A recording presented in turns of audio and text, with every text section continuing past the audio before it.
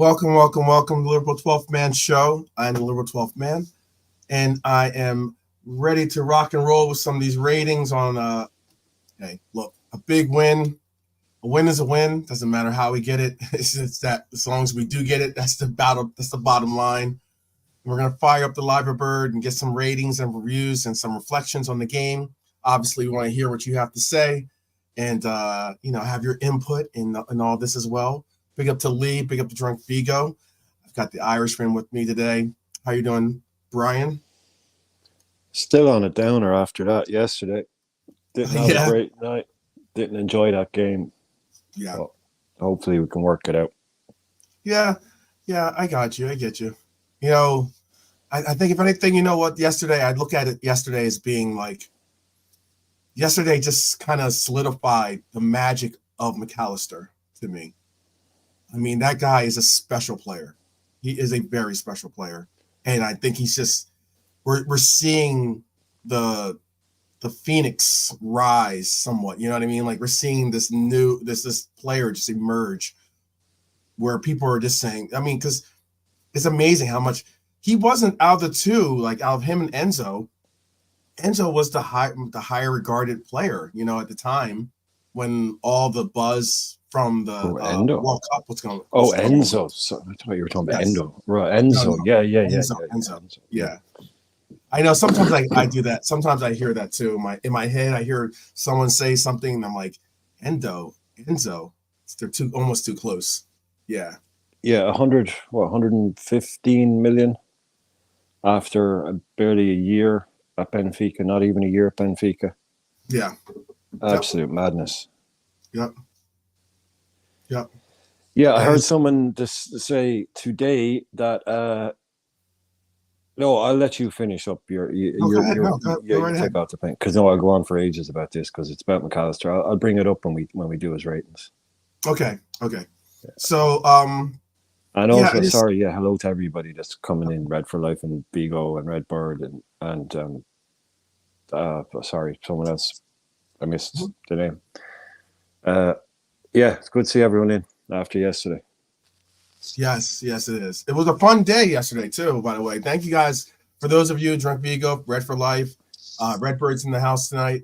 But for those that Lee Wizkid, for those that joined us yesterday for the watch along, we had a really good time. I mean, like a lot of good people in the chat. Yeah, it was fun. I'm like, it was like a, it was freaking Sheffield United. You know what I mean? So if we're getting that kind of response on a watch along for Sheffield United, that's what's up, man. That shows true love and true support, and I appreciate all that showed up. And the support was top notch yesterday. That was really cool. That was definitely really cool. But yeah, so I just think of it as like, you know what? Yesterday was cool because I think we saw the emergence of a really, really, really amazing player for us that is certainly now getting the accolades that he certainly deserves. In McAllister, we saw possibly even, we saw a player that has been going through a lot of stuff lately, like, really battling back, trying to make his mark, trying to reestablish himself in the league for this team. Yesterday, get a goal as well. We saw we even got one of those like funny little Darwin, like the goal for Darwin was, I said it in the watch along with Brian. I was saying like that reminded me of like a Bobby goal, a Bobby style, like, like I'm surprised he should have done the Bobby style celebration in in the way that he got that goal when he just came out, did the little kung fu kick style defense, and it ends up just, hey, it just ends up going right in the goal for him. Goal's a goal. Hey, we'll take it. But all the same, it's 3-1 was the final score, and like I just don't know, like there's a lot of stuff that like yesterday was very interesting. Some of the end part of our watch along, We were like, going back and forth with some of the people in the chat about certain individuals. It's kind of interesting. Big up John Conway. Big up MK Toe in the house for sure. What were some of your initial feelings? Like you said, you're just recuperating, I guess you could say, from the game. Like, what was some of your initial thoughts about the game yesterday? Well, you have to go with the positive and negative. You have to go positive. We won. Mm-hmm. We're top of the league. Back top of the league. Right. We did what we've been doing all the time, which is, starting off badly and then coming back and winning stuff late. It's the usual thing. I heard someone describe it as inevitable earlier on. It's just something kind of inevitable about the way that Liverpool play. That the event, that eventually they're just going to win. So, that's fine. That's all good. But again, I just can't get away from how poor we were in terms of our attack and play, our combination play, all that good stuff up front until very late on. We didn't look, we didn't look particularly threatening. We didn't look very dangerous. We didn't look like we had a lot of quality up there. Yeah. And my main thought, what I was kind of thinking is that this is fine. This is okay over a league season, but that kind of lack of quality, if that comes along in a big game, in a one-off game, that kind of playing like that and missing chances, not creating, that can cost you a big game like a Europa League final. It has. I mean, some could say it cost us in the Champions League, against Real Madrid in a sense. I mean, we should have scored in Champions. I understand people all say that, Courtois played off his, on his head in that game. He did have a great game. He did. He had a great game. And I'm not, but we all the same, like we should have put away some of those chances still. Even with the saves that he made and some of the misses that we ended up hitting, getting as well in that game. I think we should have, with all the attempts that we had quite a bit of attempts in that game, for instance. I'm just trying to relate it to what you're saying. I understand what you mean. Yeah. It's, I don't know what it, I kept saying it. Yes, I don't know what it is with this team. I just don't know what it is with this team, how we can be where we are, but at times look just so bang average up front. Like our shooting can be so poor. Yeah. Our shooting really, I don't know who it is that's there, who's at the club that's, working on that with these guys. But honestly, look, you can tell I'm still not energized by today yet, because this is like I say, this is going to catch up with us. I think this is going to catch up with us at some point. Playing this badly and still winning games. Really, it is. So maybe it'll be enough this season. Maybe we can keep doing it till the end of the season. I don't know. But and we saw yesterday what happened with Endo and it being out, and Klopp spoke about it afterwards, not wanting to have to play McAllister where he had to play. He said, he said, he can do both. He's brilliant. But yeah, okay, look, I prefer him as that 8. And even in that, he still comes up and he gets what I consider to be the winning goal, basically.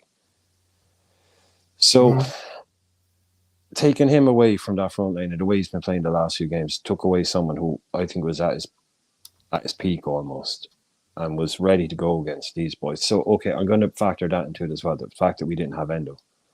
But even when we did get the ball, we dominated the game in terms of possession and pushing them in. And still, we looked like a Palace or something like that when it came to the ball would come to someone in the box and basically a back pass to the goalkeeper.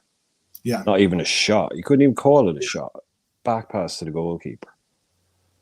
That has to change. There's something's got to change there as far as I'm concerned. We need to be more lethal. We need to be more clinical. And I get exactly a lot of what you're saying is spot on. I think that, like, look, that would we be saying this if this is a hypothetical, of course, I get that. But if that one free kick by McAllister goes in and we're up 4 and we win this game 4-1, Would you be No, you saying? could see it, man. It's painted all over it. Like this game, yeah, an individual moment. No. If that was going on, like you can't ignore what was happening. I'm just You asking. I'm know, just no, asking the I question. wouldn't have been able to. Yeah, no, it's still there. Yeah, nothing would paper over those cracks. Okay, that's what you're saying. I got what you're saying. Yeah. Yeah, like if Diaz and Nunez and Mo all decide to have one of those days, Diaz was okay, but one hmm of those slipper shot days, and not It or was a slipper Darwin, shot day, yeah, somewhat. or Yeah. Darwin Yeah. kind of semi-invisible day, or not contributing day, Yeah. and they all happen on the same day. Yeah. We There are a just look, couple attempts that went that I was just like, oh, if you really just connect with that. Like for instance, there was the one that got stuck in Darwin's feet. He was like, it was after I think he'd already scored the goal, but like yeah, he had you. We were he was like right by the spot kick, and he had it. It was like underneath his feet, but he had to like reach back and kind of like when his swing was this awkward and it just like kind of like dribbled and rolled to the goalkeeper, and I'm just like any other time he's like trying to put a hole in the back of the net. So it was one of those things. I wanted to before we get into the ratings real quick, there were some good comments as always by the chat here, and this is I'm gonna bring up some of these. Redbird D9 says, at this stage of the season, I ain't looking for pretty football, just 3 points. I don't care how we get it. I'm pretty much there with you on that. Like as in the bottom line is just win, babe. I'll do my own like little Raiders. That's what the owner of the Raiders used to say. He's like, just win, baby, just win. So um, I It's get, never a bad strategy. yeah, exactly, exactly. This is another one. Drunk Beagle says Hackbo's goal looked like a Bobby header. It did. He looked control, very, very, very control, very at ease with it. You have to give. We can speak. Well, I'm going to speak on Hackbo, but you have to give credit where credit's due. That was a superb cross by Robbo. Old school. Absolutely old school. Like that was old school Robbo right there. And that's why he's saying it was like Bobby, because it was like Robbo to Bobby back in the day. Yeah, exactly. That's a good call. That's a very good call. Yeah, very good call. It was it was just like watching Robbo and Bobby. Yeah, yeah. And the way he even kind of twisted his neck. Now Bobby's not as tall as Gakpo, right? But that was honestly, look, that was a difficult header, and that really was a difficult header. But you just gotta stand up and applaud and say that's what we miss when we don't have the marauding fullbacks or the Robbo of old is deliveries into the box like that. Because that wasn't an easy angle. It wasn't like it was a straight line cross. Like it was from like a diagonal, and if anything, and for him to be able to set himself up and, as you said, redirect it perfectly into the net. Yeah, it looked effortless. It was beautiful. There's another one over here. Yeah, this was a funny one too. Redbird says Big Verge was lucky not to be sent off for putting his hands on Sheffield player's neck. Also, that player who tried to break Ibu's leg should have saw red. What was sad about those two incidents was this. One, I think that Verge had his hands like here. They're like more like it wasn't on his neck. It wasn't like he was like choking him. He was like he had it on his his this is like your collarbone, I guess, right? He had it like right there, and he was like he wanted to put it on. He was doing like Darth Vader style stuff where he was just like he made the motion of choking him, and then the guy from Sheffield United went down like, oh, he choked me. I can't believe it. It's kind of like sad. That was kind of sad. And then with Ibu's tackle or challenge, that is spot on, Redbird. I don't even understand how. I understand this. The referee missed it. The referee, unfortunately, with the way goals are, VAR can't look at a play to give someone a yellow card. So unless it's a red card, which I think it could have been. Honestly, I think that could have been a red card. He he flanked his legs out, and that was severely dangerous at like being another Pickford style, like where you could take someone's knee out type. Well, Type if it happens on the pitch, they'll only review it if the ref missed it, and the ref didn't miss it. well, Like they he review called every the goal. foul.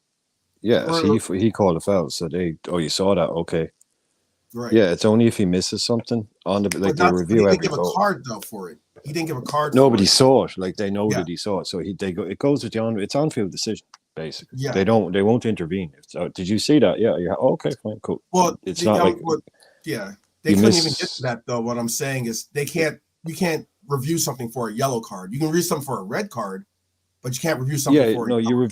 You review every goal and every red card, but Mhm. basically what I'm saying, it's like they can't review. Well, they can't intervene if he saw it. If Mhm. they say, "Did you see that?" And he said, "Yeah." Okay, so happy with John.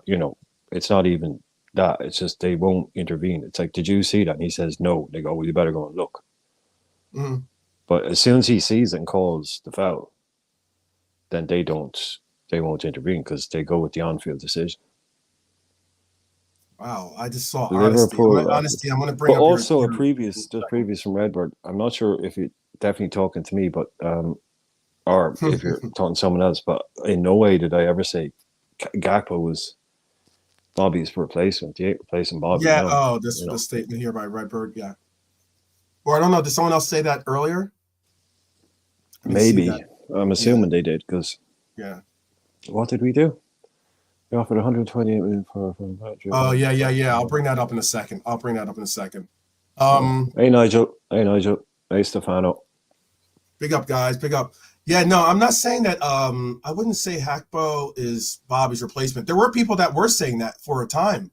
Last season, people were saying that when he was playing the false nine. You know, I saw a lot of people getting involved in this Cody conflict. You know, in this Cody anger. Like, I'm just gonna put this to bed here right now. Like, as in, so that when we do get to the ratings, we can kind of like go through it pretty seamlessly.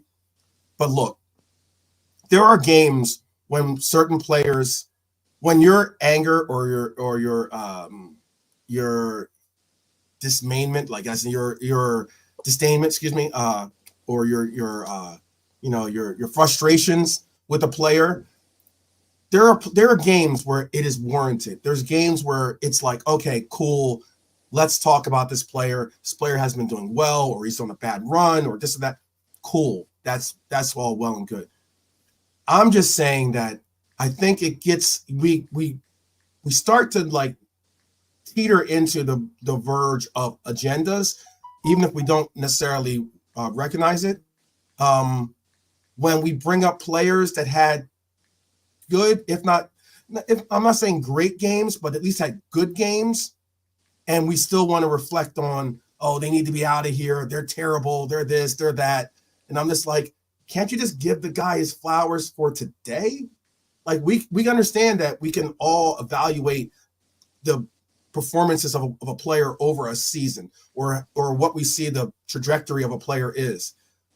But for that individual game, when you bring up a player, when you bring up those things of saying how you want the player out, you want this and player that, when he had a good game, and he was one of the few that did have a good game, that to me is a little bit of an agenda. Like that's how I view it. Like as in, there's a lot of other players you could have focused your attention on, in this game to be frustrated from. Not the guy who came in with for 17 minutes in the 83rd or 73rd minute, of a game. Like that's just not the place in person that I have my like bow and arrow focused and trained on. It's more so let's think about the other players that didn't really push us across the line.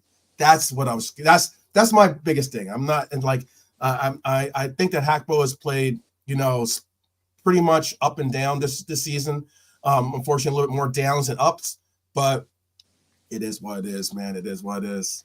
That's Yeah, all it's going to Stefano. be. Yeah. Stefano says Hackbo has 14 goals and 5 assists in all competitions for a fifth choice attacker. That's unreal. We are blessed and pointless to hate on him. I agree with that, Stefano, completely. I don't understand. Like, as in, we're not gonna. There's only going to be so many G's and GAs to give out. You know what I mean? And like, it's one of those things where you're just like, hey, man, Football he's not our fans, Cody's not our starting striker. I mean, heck, half the time I don't even know what position we're trying to play him in routinely, considering he's played in right mid, left mid, center mid, freaking not center mid, but like left attacking mid, left wing, striker, right wing. Like, he's played in 5, 6 different positions for us. Never really like a solid run of, hey, this is what we expect to see.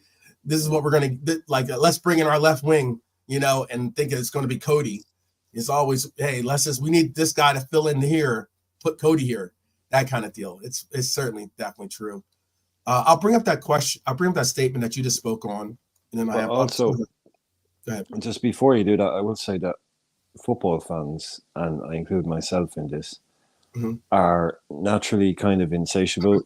We always think, rightly sometimes, wrongly other times, Right. that we can improve. And you should always look to improve in life, in every way. You should always look for ways to improve, ways to get better. You should never assume that we have the best player that we can get, or we have this.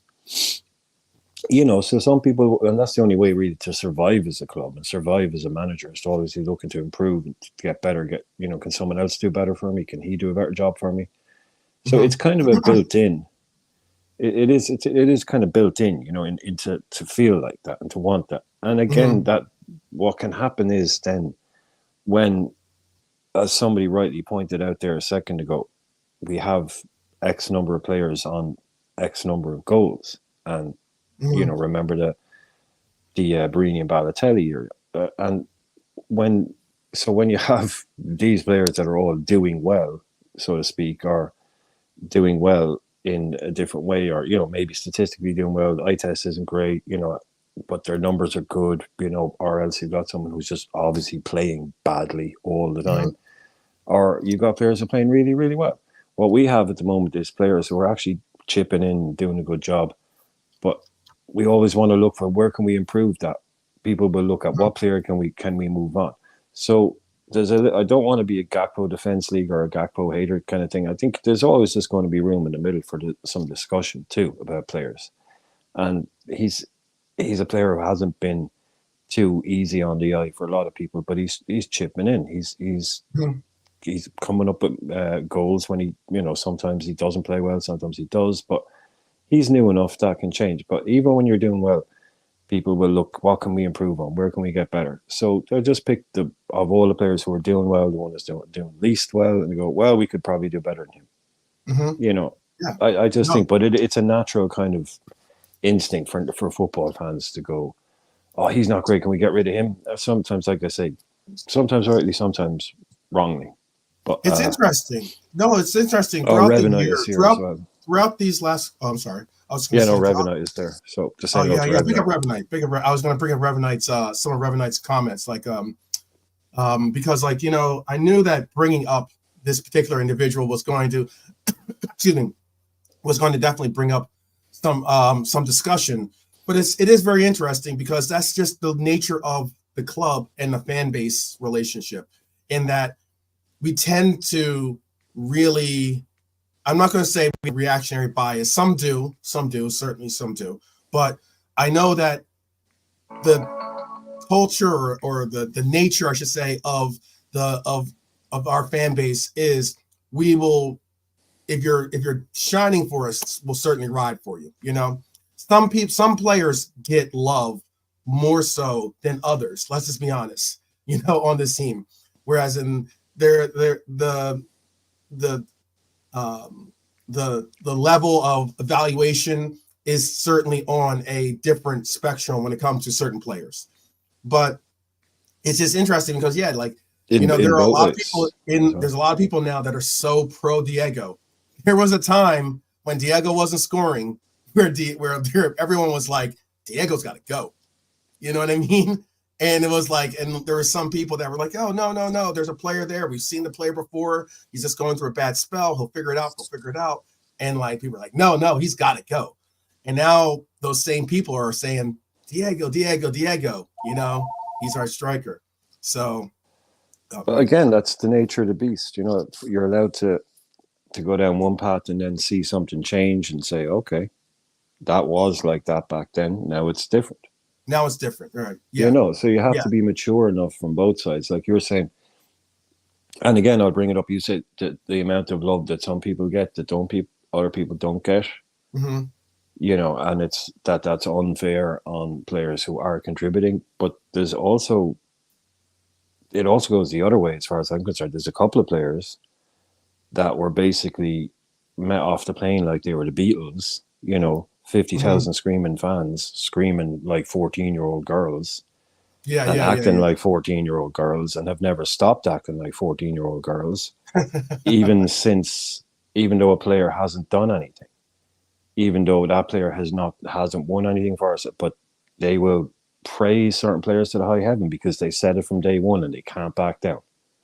They said from day one, this player is going to be this, and they cannot back down from it. So they still overlove that player without actually, You know what? Can you looking answer around this, to other Ben? people. Look at what Stefano has to say.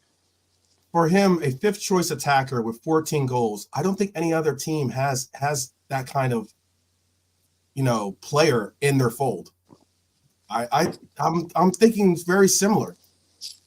We're a unique team that has some very, very talented players.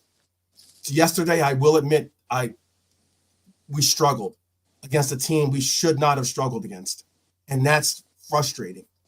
And we are fortunate that we were at home for that game, because that kind of exchange would have just, them getting that equalizer on the road would have been like really, really, really like grounding for us, a real big punch in the gut.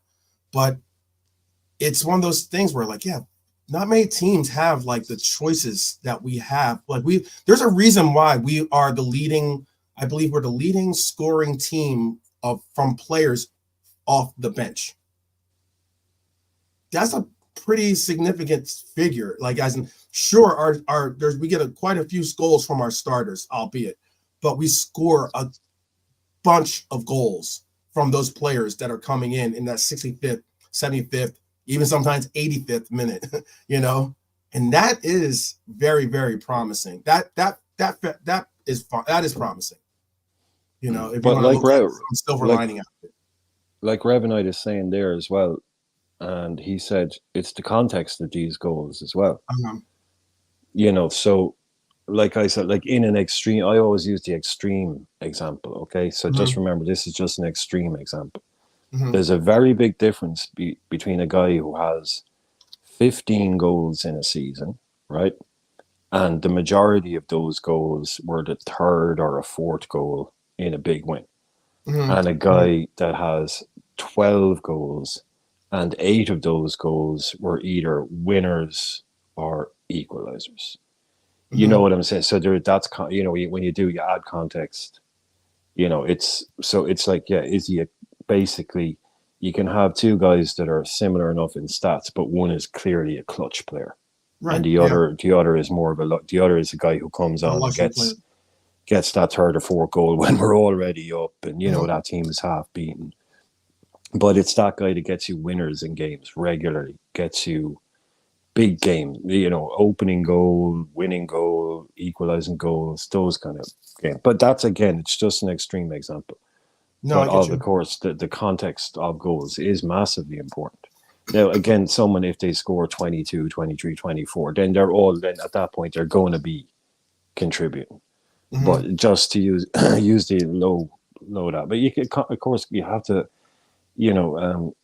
always apply context. This isn't criticizing anybody, but and the people in our chat are very intelligent people. They'll notice that when anybody fires a statistic at you to try and prove that your player is worse than Hoyland or worse than Grealish or worse than this, you need to apply context to stats very rigorously, because they can be weaponized and you can be made to look like, oh, he's clearly better than that guy. But then you dig into it and you go, well, actually, no, per 90 over a season, you picked out different things. So Yeah, no, stats You can be know, applied. Yeah, can be oh, they've been applied. weaponized. No, They literally, can be someone used weaponized. that phrase earlier and said like rival fans have weaponized stats on Twitter, where basically you can have some argument be going on, and some guy will just cherry pick a statistic and Yeah, then yeah, just yeah. And it's one of those throw it at statistics you and where, go yeah, where argument you one, can't really, yeah, game over. You yeah, know, it's just like, no, dude, you just cherry pick this one stat and you've thrown it in there. And yeah, if you just read it off, you go, oh, okay, right. Well, that is actually pretty definitive. But then when you look into it, no, it's not. You have to break them down and look at them.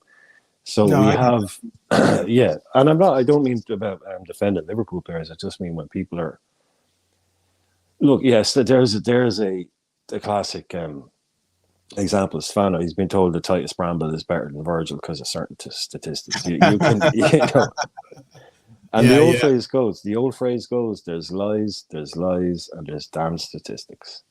yeah, I You got know, you. so Yeah, yeah. you gotta be, like when we use them here, we don't, we try and, you know, be honest about them, you know, so use the context of them and expand them out a little bit rather than just go, oh, well, such and such has more goals than Andy Robertson, so he's better. So, well, hang on a minute. No, and I get You know, that. No, I get that. I don't. I will say this. Look, I get, put on as being a stat guy and knowing all these stats and no, this you got stuff. some heat last night. You got some heat last night, but no, and I'm defending you. I'm defending you. I'm Yeah, just trying, yeah, yeah. But I know you did get some yeah. heat last night It's one of from. those things where it's like I just don't know. Like, look, I get that like stats are this or stats are that, but like stats are facts. Like as in yes, and it's about how you apply them and how you can Yeah. weaponize them as you said and everything else and yada yada.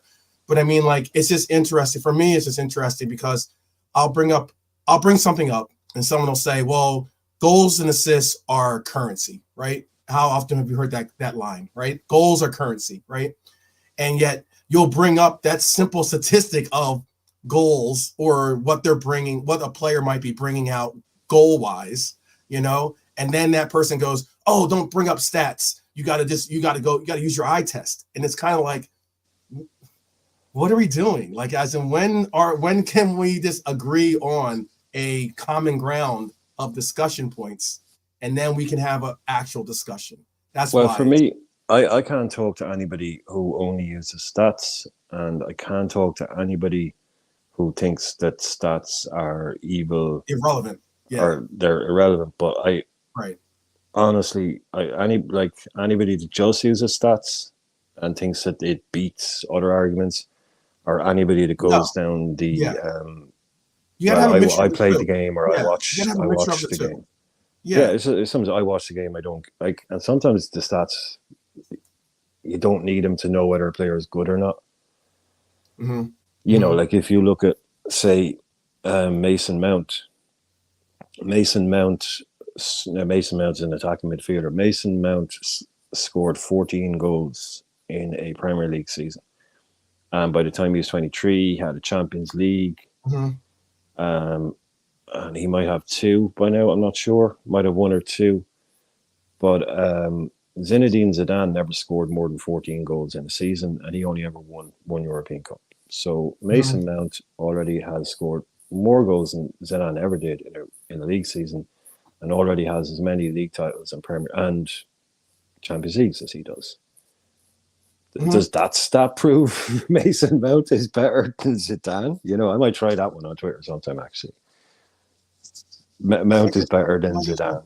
Yeah, you know, it's just those kind of ones are the ones that I think they're funny. But No, I get you. No, I yeah, get what Reverend Knight's saying too. He's saying, I'm just saying, will you use Hackbo's stats or Darwin's stats or even Diego's stats if the striker missed crucial chances and we lost the league?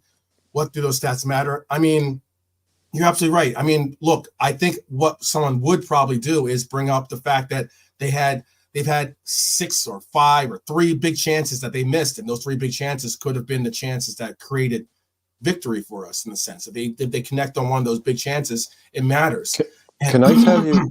Can I tell you how I would use it? Right, not to interrupt, but I'll tell you how I would use it. Right, he says not to interrupt while interrupting. I'm sorry. No worries, no worries. If someone said to me, I'm a dude, right? I'm in football, right? And what I would want, what I think it would work like is, lads, we've crunched the numbers on this guy. We've seen the stats on this guy. They are absolutely out of this world. You need to go and watch him. Right. Okay. It's like, why are we going to Norway to watch Saarbrücken versus Tromsø? Have you seen this guy's stats? Right. Yeah, we're going to go and watch this kid. Then you go and watch him for a couple of games.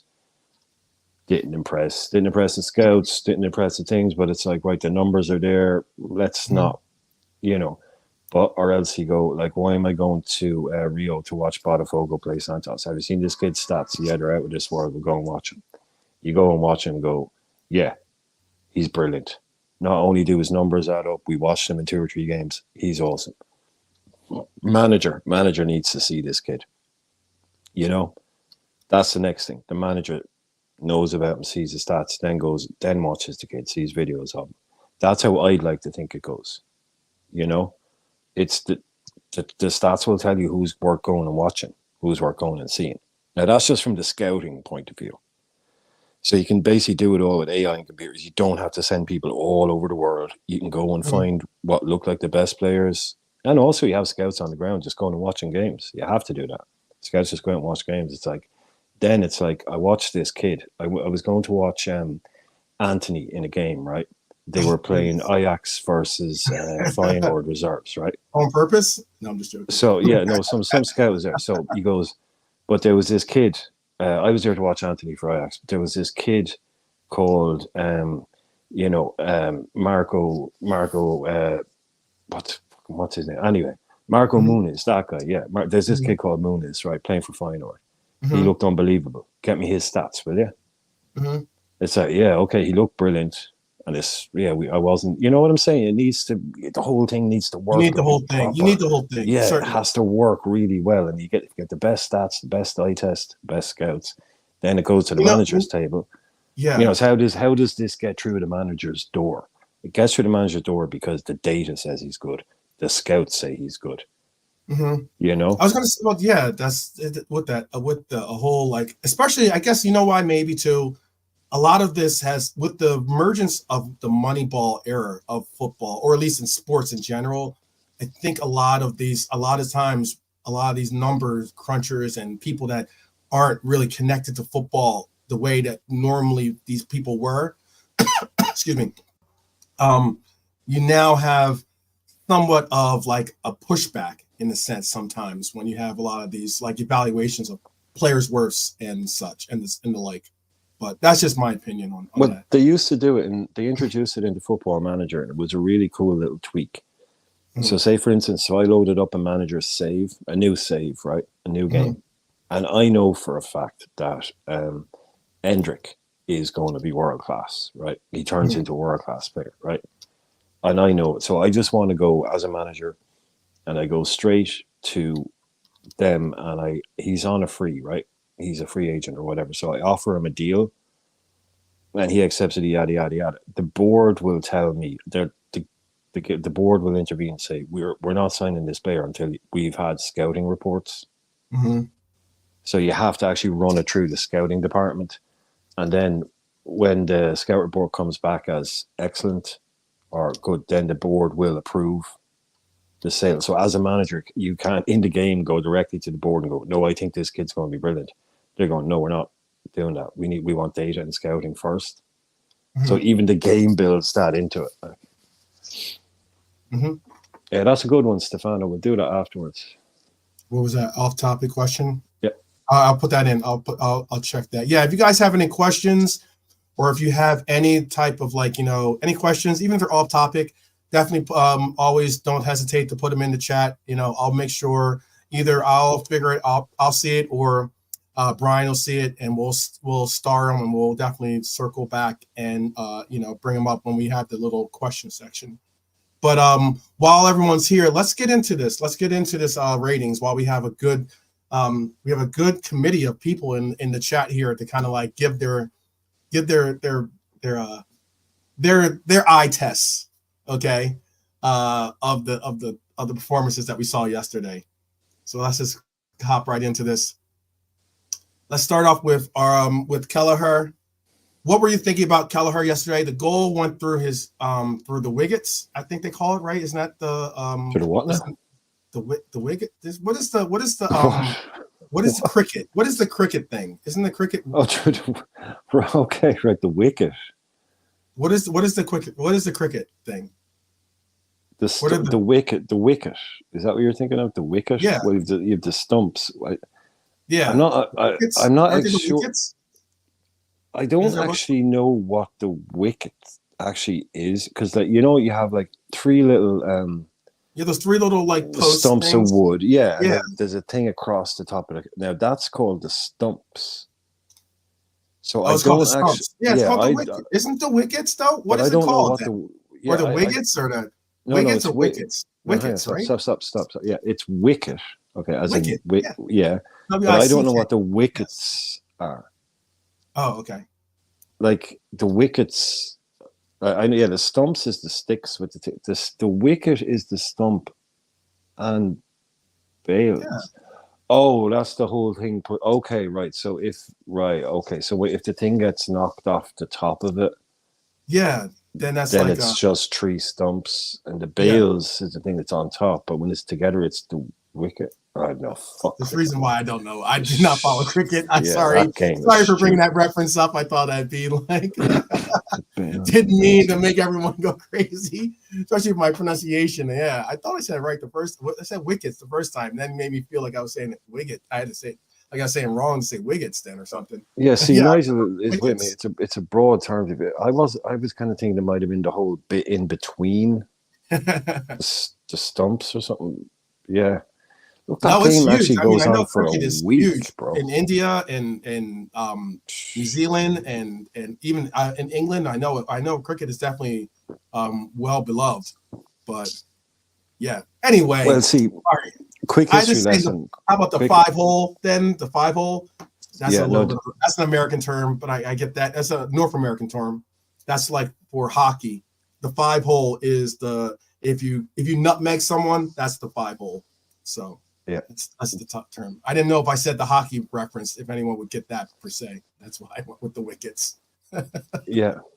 No, just real quick history lesson for anybody. Football was invented so that they had something to play in the winter season, because you can only play cricket in the summer.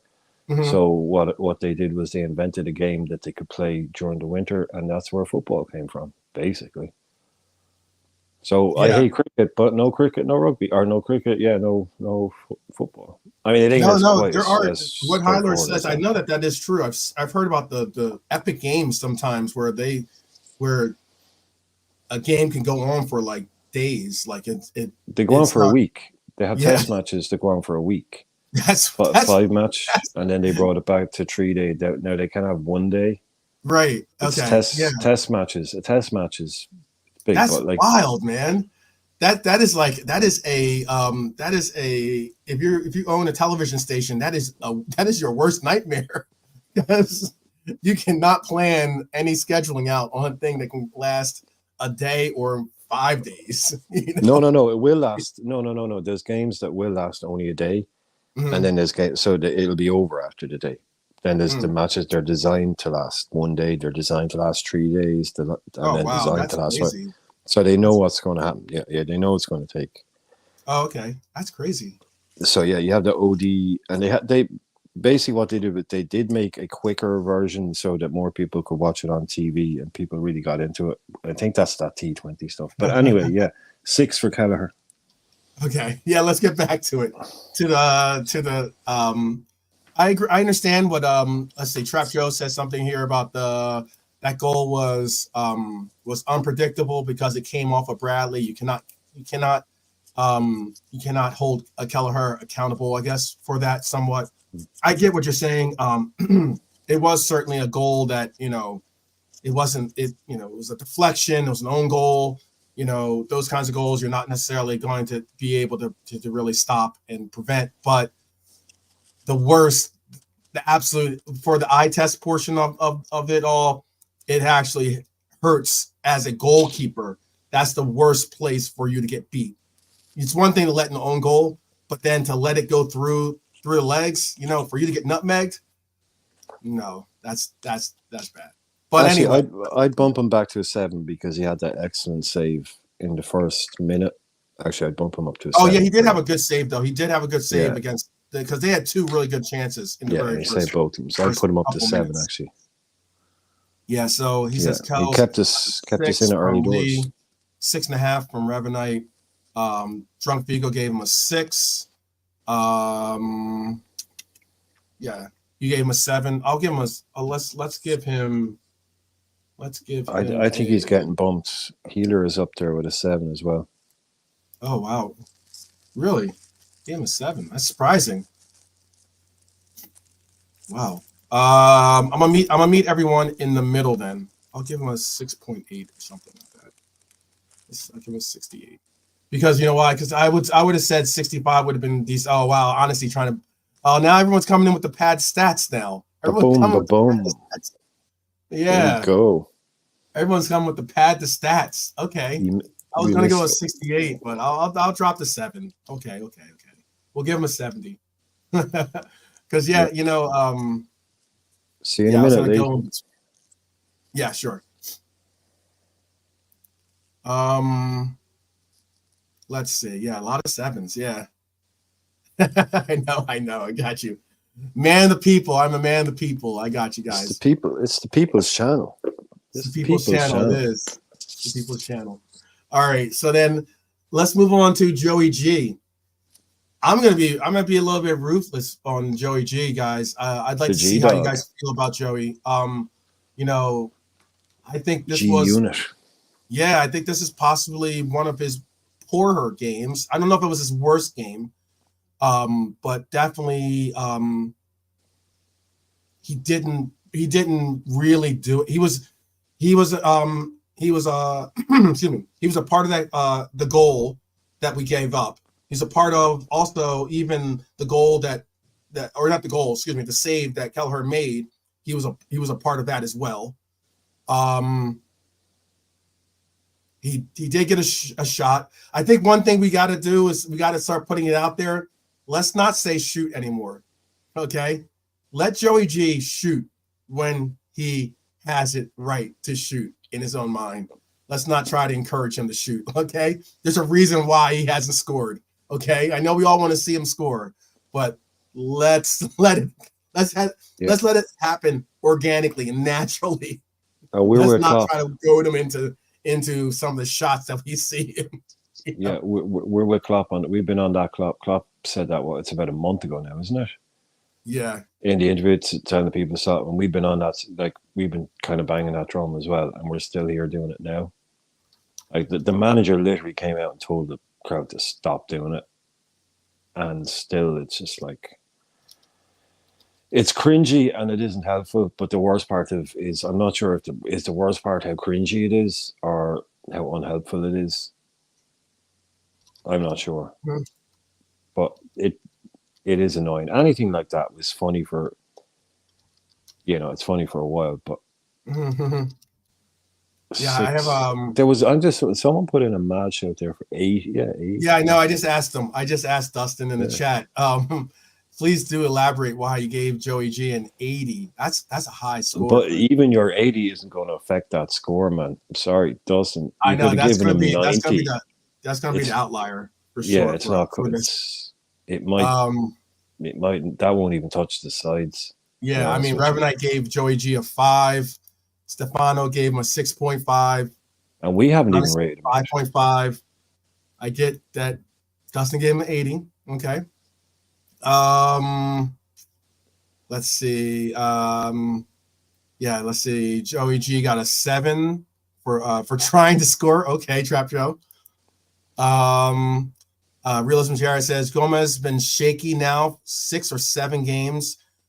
Utility player, great when on form, but when they drop off, it's because an issue in his humble opinion. Could be from just like overuse. I mean, the guy's getting a lot of usage. He's now playing for the international games. He's getting, he's obviously been played consistently, whether as a starter or as a sub, pretty much in every game that we get into. The shooting definitely needs to be curtailed a little bit. High Lord gave him a 5.5. Yeah. No, I get it. I get it. I get you. It is. You're welcome to your opinion, Dustin. I was just asking you. You know why you thought he was so high. That's or why he was so high.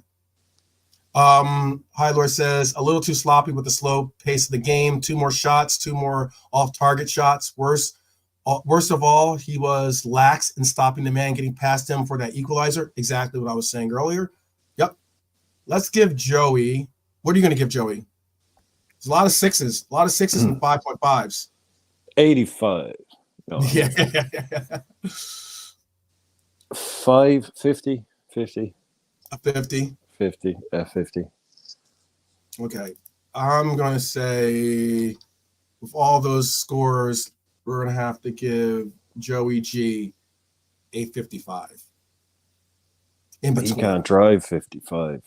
Can't drive 55. That's right. How about for Virgil?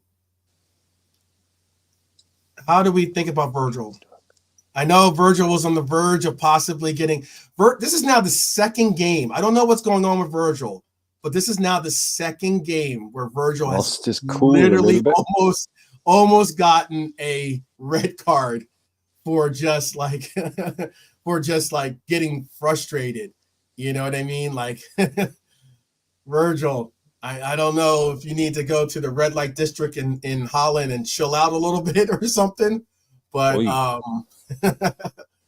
don't even know. I don't even know if they have. It's still a red light district, right? In Amsterdam, right?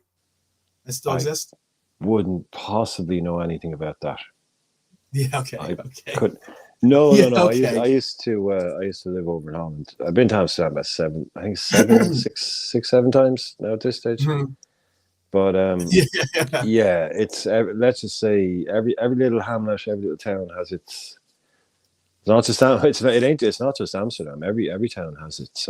Now almost now a lot of the places have, like, I know Germany has it as well. And I don't mean not just Amsterdam. In Holland, every city, every town has its own. Oh, every town has a red light district. Oh, okay. But it's just the one in Amsterdam is the world renowned one. Yeah. I used to live in The Hague, and it's basically like any other type of like Den Haag, the Dutch football thing, The Hague.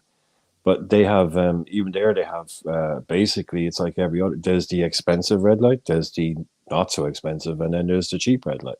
Right. So it ain't just a red light. It's it's something for every pocket. Let's just say. I got you. Yeah, so you're never short of options. Yeah, big up to Redbird. I get it. I just put it in the chat there. Everyone here is a professor of the game in one way or another, so that's why we're giving out these scores like the way we are. But let's see. Let me get some the ratings. Yeah, 66 in Redbird language, 60 in six, 60. Yeah.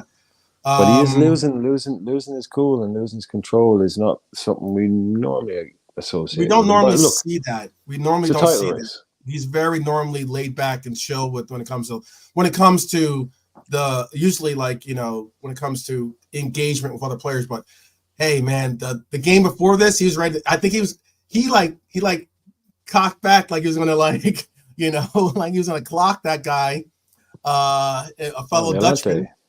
The fellow Dutchman that he had on the team that he was facing off against. The Brighton guy, yeah. And then yesterday, like I said, he did the Darth Vader, like, put the hand here, but was like getting close to like basically wanting to grab the guy's neck. He knows it's serious. He knows there's no messing around now. So I'd imagine this is some of what he's doing. Give me 2 seconds with my dog. Do your thing. I got you. So let's see. Dustin gave him an 80. Honesty gave him an 8.5 or an 85. I know. That wasn't good. That was like, he's definitely got to get himself under control, to say the least. Reverend Knight, I would definitely pause after that comment too, for sure. The Captain Gene has 60, a 6 from VVD. Interesting. VVD got a 772 or 7.2 from Hylor. 7 from Trap Joe. Okay. Let's see. Nalante, big up, brother. Big up. I will, Nalante, if you're available, I will send. I don't know that you got the little one. You can definitely join, brother, for sure. One of our captains. And let's see, 75. What's a professor? Yeah, what is it? What is a? I know you guys don't call them. I don't know if you call them professors in England. I know that you have a different name for your teachers as well over there, especially when the university kind of concept. Let's see. Van Dyke beat. He did beat Diaz in a foot race earlier on, and the striker didn't try to go up against him a single time more for the rest of the game. VVD scares most streak. You know what? I think that aura is coming back. I think that aura is, if not back already, I think that aura is starting to come back. I agree with that completely, High Lord. Like guys, and I don't know if you guys think that the aura ever existed, or if you believe in that thing about the aura that he presents. I know some people used to say that he kind of like falls back on the aura maybe a little bit too much, but yeah, I think it's back. Best to know nothing. I got you. Yeah. Bloody dogs. Yeah, I know. Sounding like Schultz from Hogan's Heroes. I know nothing. Something like what that. A show. You know? What a show. Yeah. Shout out to those that know Hogan's Heroes and Schultz and Schultz. Yeah, Schultz. Yeah. All right, we're gonna give Virgil. We're gonna give Virgil a 75. I didn't get your rate. Is that okay with you? Did you want to give him a higher? Would you want to throw in your number for Virgil? Oh, I gave him a 6. Oh, you gave him a 6. Okay, cool. There was a lot of 7s in the chat, so I'm gonna stick with the 7s. I'll give him a 75. How about this? One unique thing about this is that he did have his return of his partner, a little bit. I guess I guess you could say his preferred partner now, in Ibu. We all were very happy to see the big Frenchman back in the reins of being Virgil's partner. That's certainly something of a difference with this team when you look at when you compare them to your Arsenals, for instance. Like Arsenal has had their center back pairing, and that center back pairing has basically played together in their matchups pretty much for a good number of their matchups. For us, we've had a lot of rotation. The only real centerpiece that's been pretty much cemented into that center pairing has been Virgil, but it's always been either like Virgil, maybe even a Gomez at times, or a Kwanzaa, so it's good to see Ibu back. Let's see, we got a 70 from Dustin. He wasn't massively involved, was he? He wasn't hugely involved. He wasn't. He got injured. He got that nasty little knock that I was very, very. We're all on. We basically rested him before the international break because we knew he was gonna play for international break. We didn't want to press the envelope too much. He goes. He plays some real minutes with the French team. He comes back. We rest him again, knowing that we're going to need him. We didn't play him on that Sunday match, so we rested him for the Brighton matchup because we knew we're going to need him to start getting back into form, into minutes for us in this match. He nearly gets a knock, a bad injury possibly in this matchup. It's just you can only package up the eggs so many times where you're just like, you know what? Roll that thing out there and let's see if it cracks. Every time you go out on the field, this is the problem. Yeah. This is the thing that for a football club owner, for anyone that goes out and spends £70 million, £80 million, £60 million on a player, for all the stats, for all the scouting, for all of that guy can go out on a pitch and be out for 8 months. You know, that must keep some of these guys awake at night. You know what I mean? Like to have, so it can happen. You can have robust players, but it doesn't even have to be a bad challenge or a shocker challenge. It can just be something. Every time these guys go out on the pitch, something can happen. So you just put it to the back of your mind. You go out there and you're fit.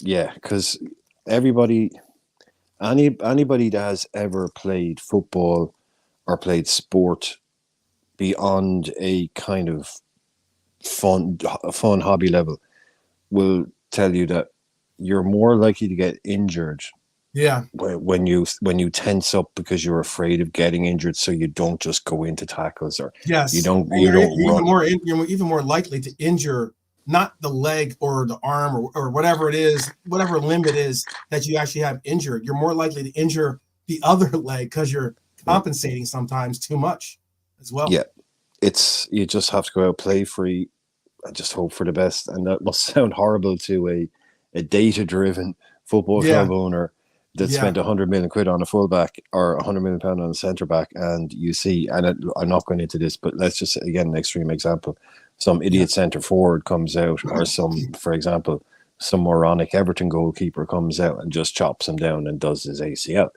A player you didn't buy to play for another club ruins your asset. But that's the game we play. Yeah, it's the game though. It's the game we play. Wow, so we got like I just showed some of the scores here for him, and basically they're all like Dustin 70, Nalante gave him a 70, Revenite gave him a 75, Honesty gave him an 80. He gave him an 80 because he was scared about that about him holding the knee, but the way he definitely bounced back up and told the gaffer that he was good. It's not always the most reassuring situation, because we all know a lot of players definitely somewhat have the mindset of they want to play, they don't want to be injured, they don't want to be that injury prone player or this or that. And then Iba with an 80, Kanate was 60, got 65 from Trap Joe, 75 from Stefano, 6 from Drunk Vigo. I'm gonna have to give him a 70 then. I'm gonna have to give him a 70. I'll give him a 65. 65, 70, yeah. No, I'd give him a 65. Oh, you give him a 65. They actually had that lot to do. They don't actually. They were. Yeah, I don't know. I'd give him a 70. My eyes were other places. The ball was up their end most of the game. So. Yeah. I'm going to bring in an always welcome contributor to the show. Big up, Delante. How are you doing, brother? This guy, man, running from the tarmac last minute up this whole plane. Yeah, exactly. Every time. Privileged. He's got a little one, so he's got a little one pretty much dictates the schedule. He's just a passenger on that front, But big up, Nalante. How are you doing? Indeed, so Brian, what extreme words are you saying about me? Oh, I'm shocked, Brian. We're friends. Come on, but man, you know me. No, we landed specifically for you. We did a stop off just to pick you up anytime. That's true. No, 100%. Anytime. No, big up, Brian. 12. Honestly, have you seen what Honesty put in? That's a mad one. Honestly, no, I have that. I do have that. I started with Honesty bringing up some really good, really interesting little he's we got to get Honesty on for our Twitter takes Tuesday, because got to get some of that beep breaking news music. Yeah, exactly. It's not Phil Jones's career, is it? I agree with Ian though, right here too. By the way, he got a 7. He said first half he missed too many first headers, but improved and dominated as the game went on. Great to see him back. He did get more into the game, into the flow of the game. He looked a little timid. He looked a little bit like still trying to resonate into the game. But I thought he had one header that off a corner. Look, I want to see. Since we're done talking about the two center backs, Virgil did have a great header that was just, I thought it was going to be a surefire goal. But I think I want to say the goalkeeper made a save off of it. But but yeah, I'd like to see us get a little bit more production out of our corners. We have 13 corners in this game. You know, whether it's, I don't know if it's the actual, you know, participants that we're targeting, meaning Ibu and Virgil, that we need to see step up, or if it's the actual deliverances, whether it's from Dom, who was taking the corners early in the game, or even or I did see a considerable difference when Robbo got in the game and started taking the corners. But whether it's the you know, deliverer or the receiver of the corners, we got to get some better production out of that. So I guess, okay, cool. Yeah, I guess, yeah, that's a good one. Yeah, no, you're right. Yeah, right. no, Kip, I'll take it. Silence is golden on that one. I like 100%.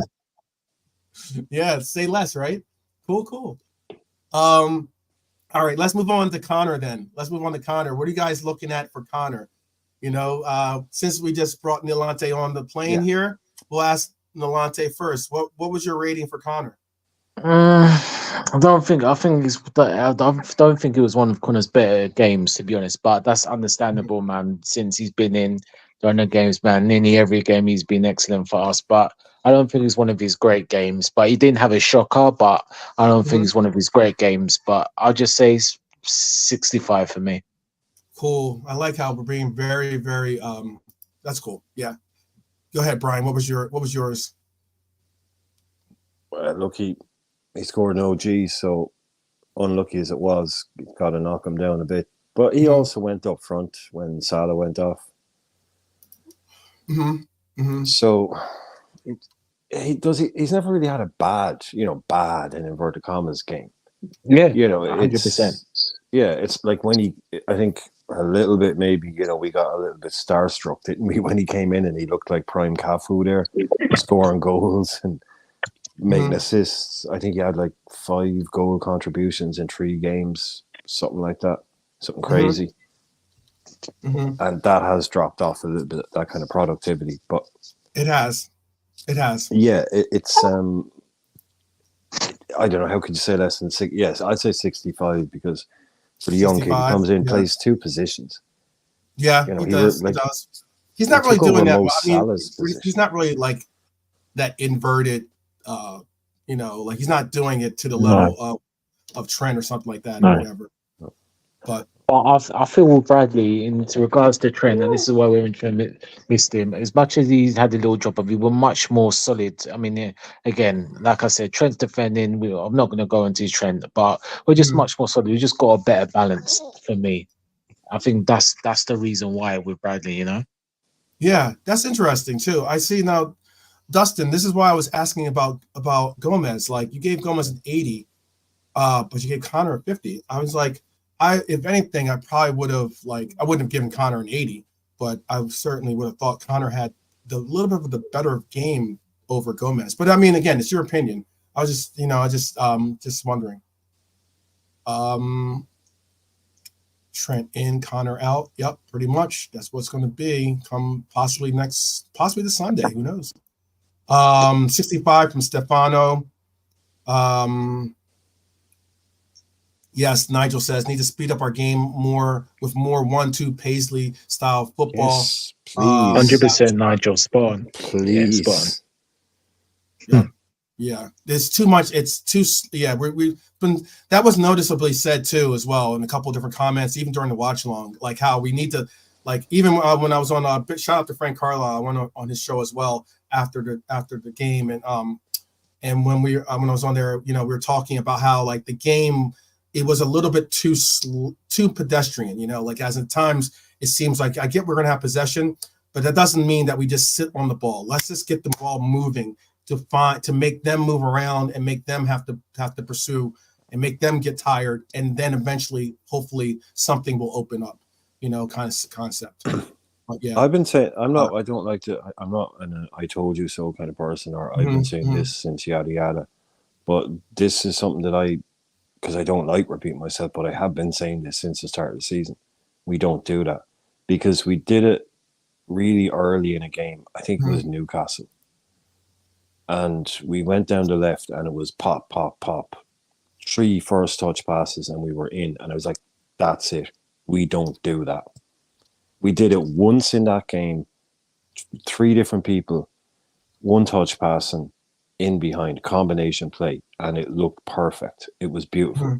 And we did it once. We didn't do it again for about another 4 games. Then we did it against someone else. And I was on Rod's show. I was like, look, there we go again. We did it once in a game. We just can't do that. We're just really crap at doing that. Just combinations, good little first touch passing, and then it's only since it's literally that McAllister first time pass in behind for the goal that Mo scored the other day. In behind, that little defense splitting looks easy, 8-yard pass. It's not easy. The one he played before that first time ball that broke 2 lines. You know, like, this is what we've been looking for. But yeah, we haven't been able to do that. And like Lelante said it straight away, we don't.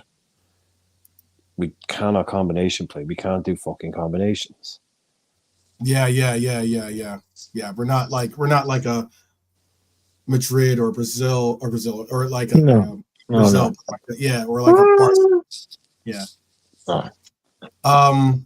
And I agree with Pylora's comment earlier.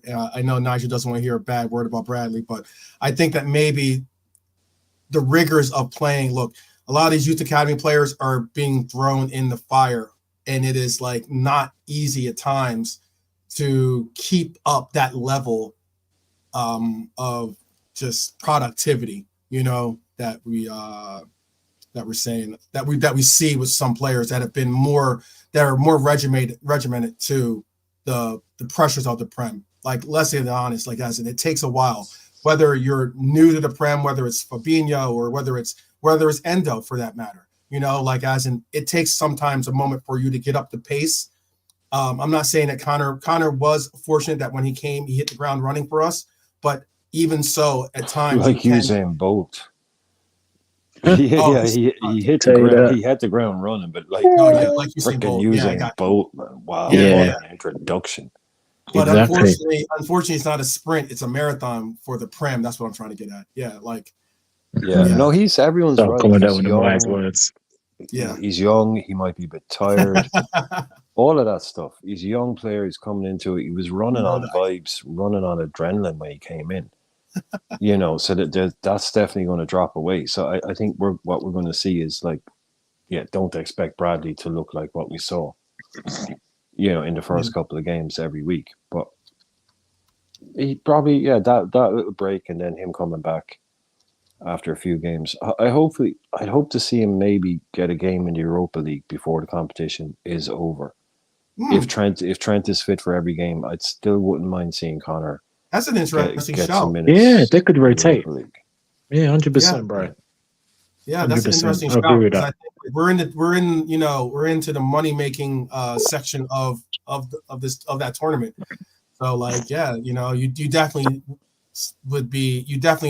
expect to see Trent start, but like, that could be a shout. You know, depending on our opponent, our next opponent. You know. Teams like 1, 2. Oh, yeah. I'm going to put those the good statement. I'm going to put that in. I have all you guys' questions and I have all your statements, comments, blah, blah, blah, that, you know, I have it starred so we can bring it up after the ratings section here. And yeah, I know. I get it. Like, but wait, you guys do have hockey is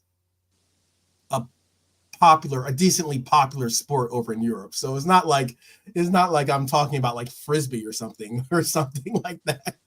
You know what? Popular, man. Jeez, you go to so many of these countries, man. Oh, to Russia, man.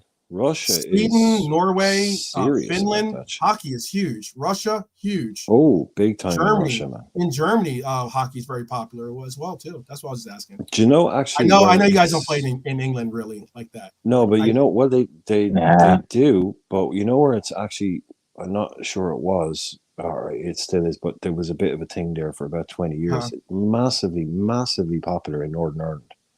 Oh wow! Okay. Yeah, but there's like Belfast teams and stuff like they were, for some reason, Northern Ireland, as in not the which is a different country from where I am, Ireland. So Mhm. part of the UK, technically. Hmm. Really big up there. They even got some Americans. Mm. The obviously not the good ones, but yeah, for Mhm. some reason I don't know why, but ice hockey was really popular up in No, I Belfast. get it. I get it. I get you. You know, But they do have a few you of these might. English I'm lads. sure some people out there might be not thinking that I'd be even a fan, much less have any I guess weight in the game. But yeah, I've hockey was ice hockey was my sport. The streets are here though. They The are. streets are here. They have arrived. They have arrived. About hockey, and because like hockey's big in America, obviously, but it's huge in Canada. For those Maple Leafs up there, those Maple Leaf loving people up there, or Yeah. Maple Leaf, it is Well, huge. It's nuts. my favorite Canadian anyway. My favorite Canadian. There you go. There you go. Let's get back to it. Let's get back into this then. Before I don't want to get into the whole hockey. I don't want to bring out my Mario Lemieux on you. So let's get back. Dominic. Nah, not really. Dominic Norm MacDonald's player my favorite now. Canadian. It's very interesting with Dominic. Dominic is a player now. Once again, we're talking about recency bias and all those other things and such and such. Dominic was like, there's some out there calling him the Hungarian Gerard, there is like, there's some out there that were like really, really so like, this guy was the truth and everything else. I'm not saying he's not. But he had a little dip in his performance levels. Then he got the knock, he had the injury. Now he's battling back, and he's starting to find his form. But Dominic, for some people out there, is not the preferred choice as a starting 8 anymore. It's very interesting. There's some people out there that have especially now that Curtis is back, I mean, Maka is the sharpied in starter when it comes to either the 8 or the 6 if Endo's not available. But in our midfield 3, I would say Endo has now become more of the popular choice. I would say Maka is certainly the most popular. Probably the first name off the palette, and then the third normally was Dom. But now it's not so solidified. Is that the case? How about for you guys in the chat before we give a rating for? If you give a rating, cool. Give a rating for Dom. I will put. I'll put that into the. I'll put that into the supercomputer here, and crunch it up. But what is everyone's healthy in the midfield? What is your starting midfield now, Brian? And then we'll go. Then we'll ask Nolante. Brian, what's your starting midfield? It's clear. It's Endo, McAllister, and then Szoboszlai. That to me is our best midfield if they're all fit and playing well. Okay. But if Dom needs a game on the bench, that's fine. If he needs a break or a rest or whatever, I'm not sure he does. But I agree with a lot of people that what we're asking him to do is not getting the best out of him. Mm-hmm. It's not. That's a classic NHL on the Mega Drive. Asphalt 94. Yeah. But I just think we don't get to see the best of him because of the kind of slightly more work orientated role that he has to do. But to me, he's still my 3 is Endo, Dom, and Mac. That's not changing. And Jones can come in. Then our second 3 would be a Gravenberch, Jones, Elliott combination, but there's no DM in that. Mm-hmm. So it's interesting. A lot of people. Let's see where we go. It's interesting because what you're saying would have certainly been the natural selection, but some of the chat has it different. Some of it's I would say 60-40 in the chat, going more so towards the Endo, Mac, and Curtis matchup. Yep. What is it for you, Nolante? Is it the same for you? Oh, that's the million-dollar one question, isn't it? Because at the start, when obviously we got Endo and he was slowly building and on us rating, Mac was in the six and he was Jones to Bozolai. That was our front three midfield. And it, though Mac's not done okay job and it gelled well. And Jones, to be fair, since last season has played himself in. So for me, at the moment, how can you leave him out? And the Dom train, again, I like him, don't get me wrong. But again, some of our fans, no disrespect to them, they don't understand football because within 2 months you're hyping him up as the Hungarian Gerrard when he's Oh, nowhere near sweet. that. No, no, no, no. He's nowhere near that. Come on, that's He like some of wasn't. you. He wasn't. He Honestly, wasn't. that's embarrassing. Yeah, let's be real. He's a good player, but he's nowhere near that. And he look, Yeah. and he's been all right, but I don't know. Since he's come back from injury, Dom's just looked a bit lackluster. There's something missing for you guys. I don't know what it is, but Mhm. he just hasn't been the same. And even again, the game which will go into the rating, he was average. He wasn't, Yeah. but Yeah. poor. He wasn't great. He just there's something missing. There's more. And Could it be? Could it Nolante, be? Could it uh, be too, Nolante? Let me bring Rasta Crab's comment. Let me see if I can find it. My fault. I Basically, think I'll it. paraphrase it. He just basically said that Klopp's usage or Klopp's instructions to Dom as to what he's trying to get out of him is hampering his production. Yeah, he said he was nullifying what he does. To me, I think it's a classic case Yeah, here it is. Yeah. of a player that's playing within himself a little bit. He's the guy who joins a new team and is better than everybody else, but Mhm. doesn't have the not better than everybody else, but is good enough to play, but doesn't have the kind of the medals or the life experience or the whatever to come in and go. Mhm. Yeah, I think we have Nigel. Yeah. I don't think we disrespected anybody. If we have him, I No. apologize. No. But no. I think he's completely just at the moment playing within himself, and Mm, Yeah. I'd Yeah. say Yeah. I do look forward to seeing him being unlocked. And I agree with Crab in because I've said it. We've all said it every week. He's doing that Henderson type role where being asked to do a lot more work. Where Mhm. we're not going to see him unlocked or in a free role or like you see for Hungary. Don't compare what he does to Hungary for what you can do. It's not Mhm. fair. different team, yeah, different. Yeah, Completely. Like they could be playing different. Estonia. So, oh, look how good he was at the weekend Yeah, for he's the Hungary. Yeah, captain. they Yeah, were he's the playing main player. Estonia. He had a free role. He takes everything. Yeah, Yeah, exactly. They yeah, give him the ball all the time. yeah. Mhm. So, but again, I just think it might be a new manager because this Klopp system is what kind of does that to these kind of players. Mhm. So he is someone that I've been saying for a while since we knew the Klopp was riding off into the sunset there. That he's someone I'd be really interested to see what a new manager does with him because if a new manager has a different type of midfield behind him and gives him a way more, not a free role, but a way more attacking type role, I think we'll really see what he's like really good at. But it's it's not a criticism of Klopp. It's Mhm. just our this is our squad, and but it is frustrating because we know how like what this guy can do.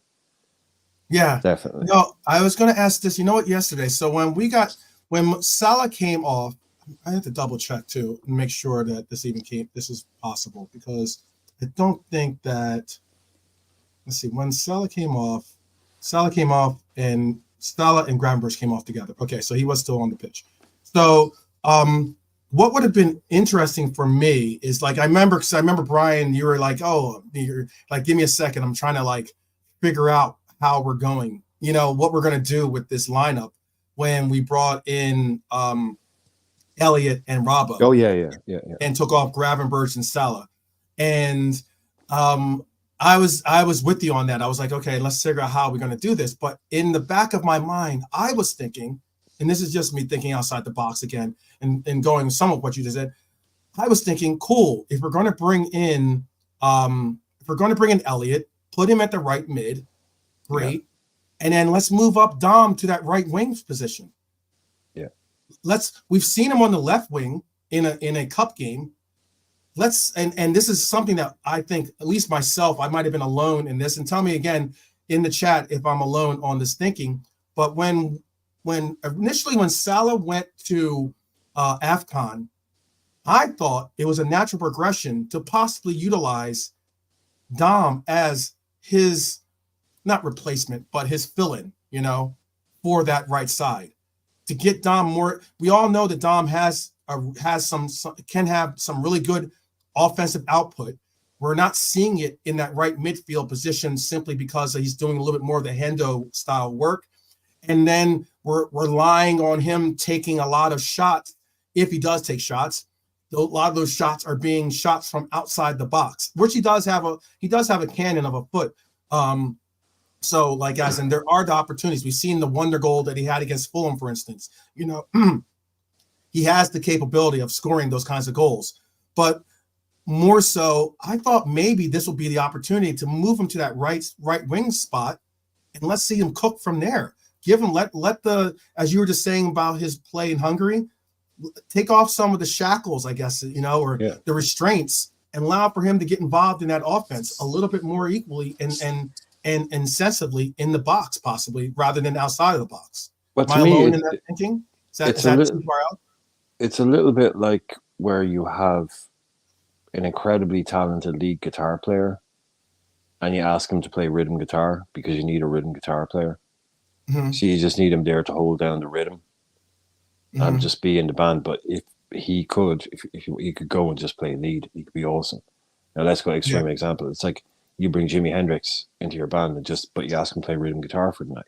Mm-hmm. Like that's what we're to do to a degree. That's what we're asking someone like Sabazai to do, is just to go in and hold it down. We're basically saying Slash. We're telling Slash, we know you can play the guitar, but but just play rhythm. Just keep this melody. I don't need you. Just from these three bars. To make it easier. To make it easier for some people, you get in a lead guitar and you ask them to play bass.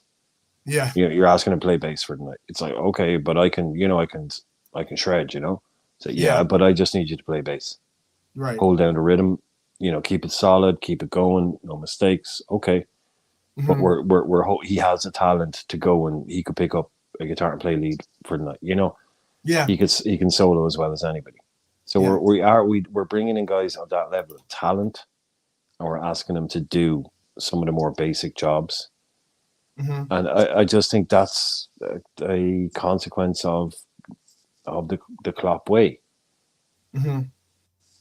So I'm used to it. I'm still, I got you. I get it. Like, hopefully we can, even if we're going to make him play bass, hopefully we can make him less Claypool.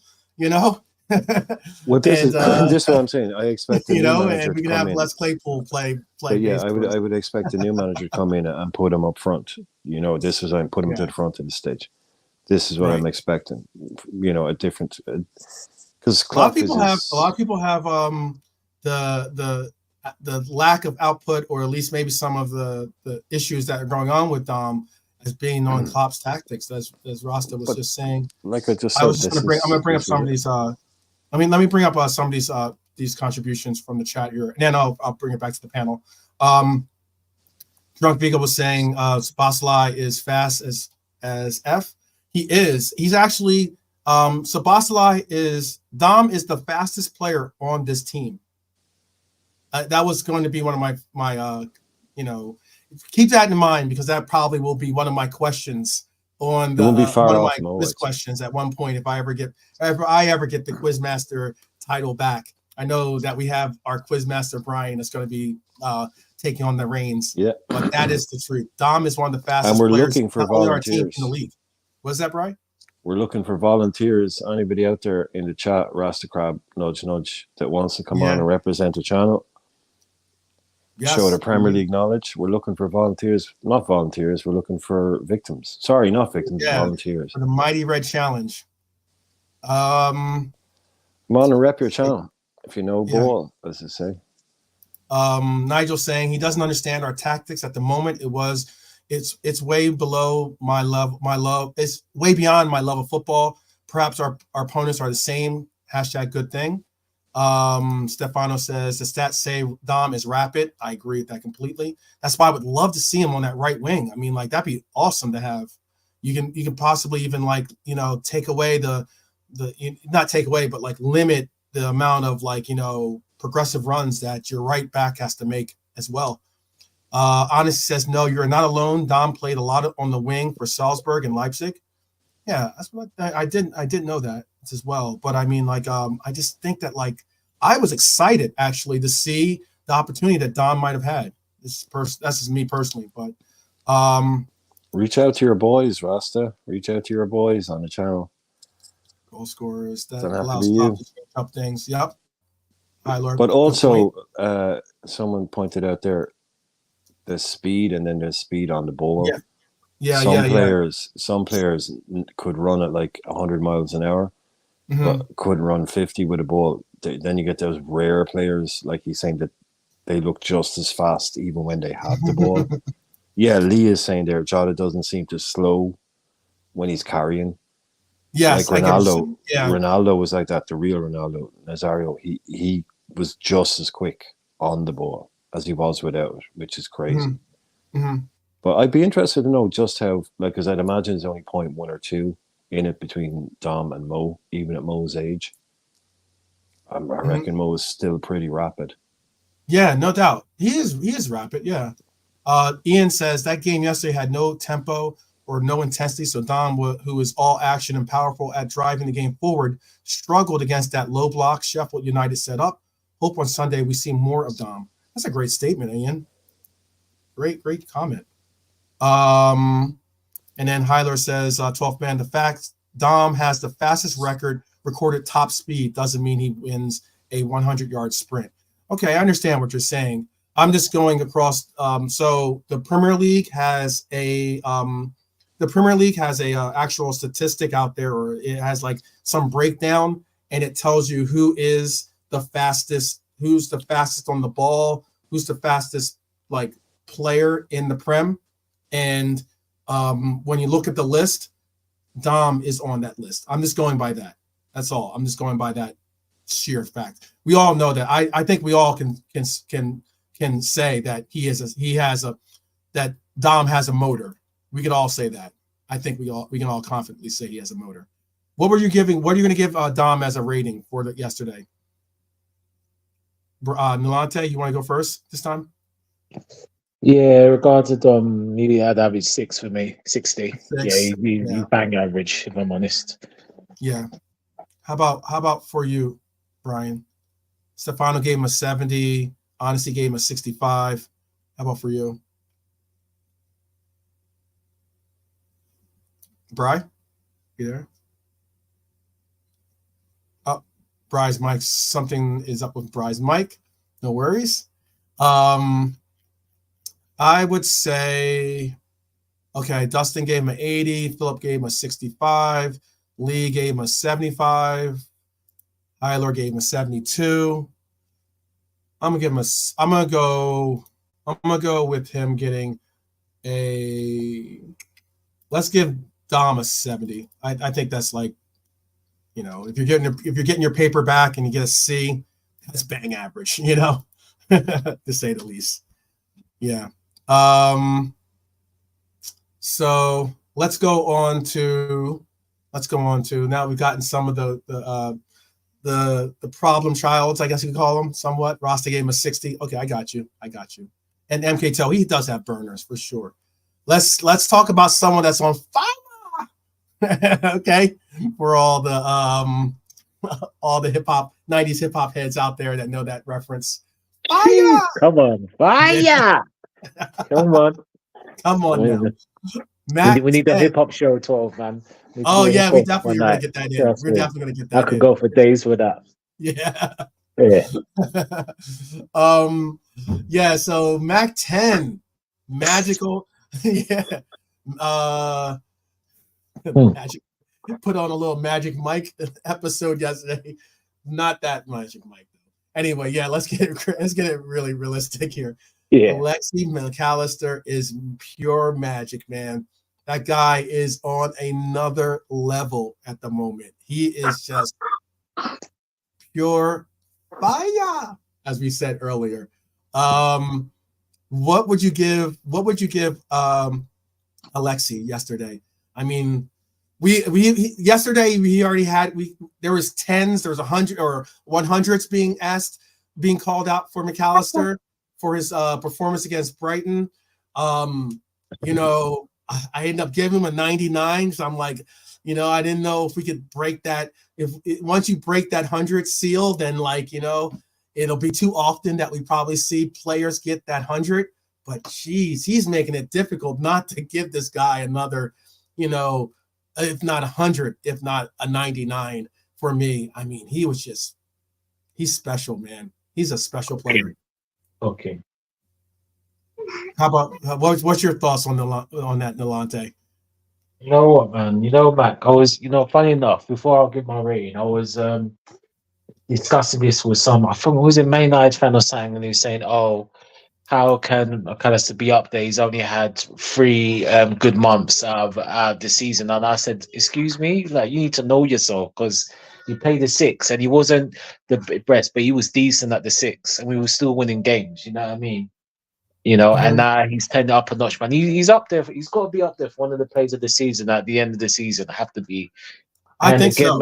He has to be. He has to be. He's underrated, and he's not there. For me, again, it's a bias thing. And I'm trying to be honest with this. Rice is good. Don't get me wrong. I know he's not a DM. For me, he's better than Rice. Mm-hmm. He can do more stuff. Look, he's got more tricks in the box. Yeah, and he's more versatile. For certain. Yes, so yeah. Whether it's the 6 or the 8. I don't know. Did you see the did you guys see, and this is to the chat too, if you didn't, in the press conference after the game, it was put out there about well, you had to play McAllister in the 6 this time, this and that, and Klopp was just full of praise. He actually admitted something that I was surprised to hear him say, and that is he prefers to see him in the 8, basically. He was like, we know what we get out of him from the 8 role. We know that he is purely a special player when he plays that 8. But he was talking about the beginning of the year, how it started off, and how the circumstances dictated that we needed a 6. And this player is so versatile that we could get some type of real contribution from him from the 6. And today was another day where we didn't have Endo, so we needed a 6, and he filled the role very, adequately, if not more so. And and then towards the end of the game, or towards the end of the game, he spoke on something that was very interesting. He spoke on how, even he at times was trying to flash back to the game and try to figure out when and where the different roles and formations that we were using. And he's like, he's like, I think we're in a 4-4-2, or maybe we were in a 4-2-3-1, and I was sitting there, I'm like, see what I mean, people? As in, I know that it says 4-3-3, but that's not how we are so fluid that there'll be times when we're in a 4-4-2, 4-2-3-1, back to a 4-3-3, there's times when it's even a bigger hybrid where we just have maybe 2 center backs basically, and we were just pressing everyone into that midfield to control that midfield by overloading it.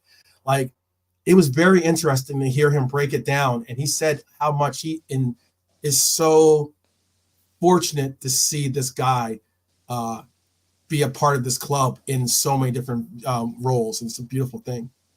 A lot of people have him at a high rating. Sorry, am I back? Yes, you are back, Brian. Sorry. Welcome back, Brian. No worries. Welcome back. No problem. We saw the bathroom. The bathroom lever was occupied. I suppose, No, someone rang me. It just got straight through this. Yeah. No worries. Dustin got 100. Gave him 100.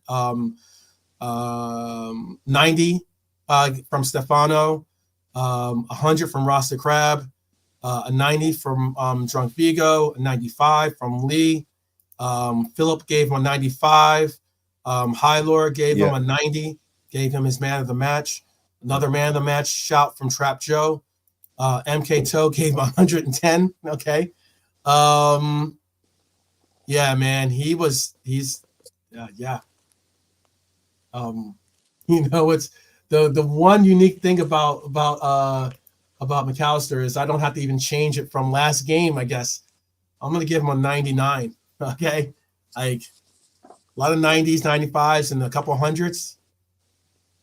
I'm not breaking that 100 seal, but he definitely he's partying like it's 1999 for sure. You know? Oh man, the guy is Yeah. on some I was other levels. I was saying earlier on that it was going to bring something up when we talked about him. Yes, do it before we get on to our next player for sure. Yeah, someone there was on the Cop On podcast earlier on, someone who's there was a guy on there, and his opinion, I definitely have heard it before. I'll say that much. I don't know how much. I'm not, but he was saying that McAllister isn't world class. And I got a little bit of an instant kind of, I don't know if you know Owen from the Cop On podcast. He's a very interesting character. He's he was taken aback. Everyone else was a little bit taken aback. So it wasn't him. So it was one of his guests. He was like, "Oh, okay, so McAllister isn't world class. Can you kick in on that? Can you bump up that one? Can we get some context here? And then we get the classic. Well, I have a very high bar for what's world class. Okay. And it's like, oh, okay. So this is, I have very high standards in life. I'm like, well, your wife must be extremely satisfied every night of the week. But anyway, that's another way. Yeah. Or his wife must standards? be a stunner. His wife must be a stunner to be that. Yeah, he must have an amazing $1 million house because he only accepts the very, very best. Exactly. So I'm going to push back a little bit, but it was like, so no, so I said, what's your definition? And that's that's not really a great question to ever ask someone, because what's your definition of world class? Right. What was his definition? Well, that kind of got a little bit ignored and lost in the mouse from what else was going on. So I didn't want to push it because, like I said, he's someone that I kind of know from a different channel, and I don't want to cause any kind of ill feeling there. But he's talking out of his hole, basically. To me, okay. world class, right? The only way, and this isn't my basically definition of it, because I've struggled as well with it a little bit, because it's very easy. It's not easy. It's subjective. It's subjective. Very subjective. But if you want to think about it, so kind of ignore was a player world class. So I kind of ignore that stuff, right? If you were picking a 23-man squad, right? Because everyone has a 23-man squad, right? Not just the first 11. If you were picking a 23-man squad right now, 2 goalies, three keepers, your right backs, yada yada yada, would that player get into that 23-man squad of current players? That's the way I would look at it. So if you're putting together a 23-man squad of current players, would this guy get into it? Then if he does, then he's world class. I think that's a good way of looking at it, right? And to me, there's also the little thing about certain touches there also. The guy literally just won the fucking World Cup. Okay? He, that kind of pushes you over the edge there, Like, he literally just is, can he do it in a big game? Like, all these guys, he literally just won the World Cup. So that argument is immediately out the window, that he doesn't have that behind him, so to speak. Well, yeah. He just won the literal word of world class. Yes, take away exactly. the class, but at least he won the World Cup. Yeah. I mean, where are we going with this? Like, so what I'm thinking is, right, okay, damn, your wife must be really satisfied every night of the week, because winning the World Cup doesn't even get you in there. So what does he have to do to be world class? Like, how is this guy? Have you not seen what he's done in the last few games? This is the kind of footballer that you have on your hands. And you go, well, what's he ever done? Yeah. He only came from Brighton. Yeah. World Cup, Messi, these boys kind of looked at home, didn't look out of place. Come on. Yeah, I got you. Seriously. I got you. How are we even having this conversation, man? He's our best player in the last month. Yeah, easily. Yeah. Speaking of someone that's not exactly going through his best month, currently. He almost got he had a weird injury in the game too. It was weird. He kind of turned his ankle. It didn't look like they gave contact or that it wasn't like, a contact style injury. He played through it. At first I was really, really hoping that, it wasn't going to be something serious, but he played through it.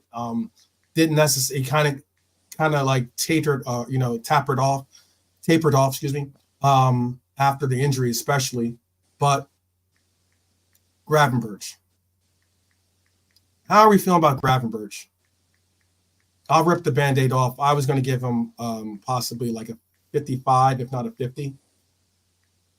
Maybe like a 5. What would you say? What was your rating for Gravenberch, Nolante? Oh, Mr. Gravenberch, it's just unfortunate. I mean, it's very hard. You have to be in hindsight. That's his first game coming back from injury, so we have to put that. I saw some context, yeah. I mean, I saw some little bits where he was he's hustling. He won the ball a few times. Yeah. And, he had the shot, which, obviously was a poor shot. Diaz made that good dribble and he shot it straight to the goalkeeper, which he should have done better.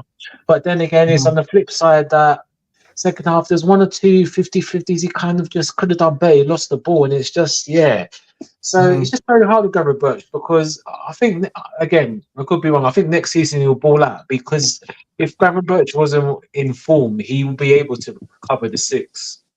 But unfortunately, it's just not happened for him. And it's just going to be an impact sub for the rest of the season and maybe a game here and there, depending. But because everything's a big game, so he's just going to be a sub. So unfortunately for Gavin Birch, with the context of the injury, I'll say 5.5. 55. 5.5, yeah. How about for you, Brian? Anonymous. Yeah. Fairly anonymous, so 50. 50. Yeah. I think a 50 is it. Everyone in the chat's giving them 5s. 55, 5, 5, 5.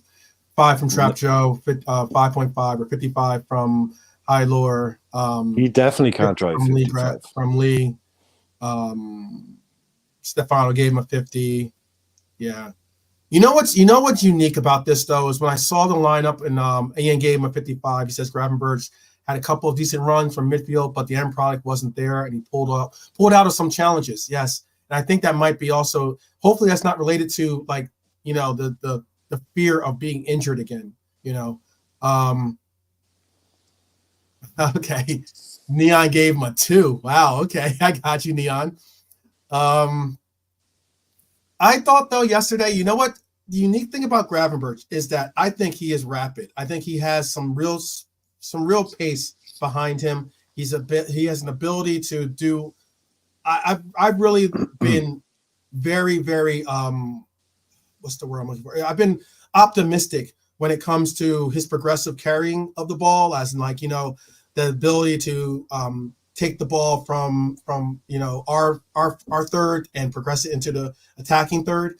And I think he has some real speed amongst them. And yesterday when I saw us putting Maka in that, if anything, it almost might have been even a Regista style role for him somewhat in the very first portion of the game. I was thinking, cool, we have 2 very rapid 8s, and we can get them involved in progressing the ball forward, not worrying about trying to doing passing or whatever, but bringing the ball forward with these guys. Maybe we can break down this low block with some of that speed, but we didn't really get to see that. So it is what it is. How about for this young man here, Diaz? What are we saying about Diaz? I thought Diaz had a pretty good, decent game yesterday. I know that a lot of people, expect a heavier output when it comes to his goal and even his assist production, but I thought that he had a decent game. I mean, like, if you're going by, obviously by stats wise, with the SOFA score, he had actually the best statistic numbers of all 3 front men, but that's not exactly saying a lot considering that we all saw what we got out of our front 3. How are you feeling about Diaz? I'll go with you, Brian, first this time. What was your thoughts on Diaz this time? Where do we go? Where do we go with this guy? Energy, work, everything, the whole lot, all of it, always, non-stop, never lets you down. Mm-hmm. Carragher said it last week. He said he was talking. He was speaking well about him.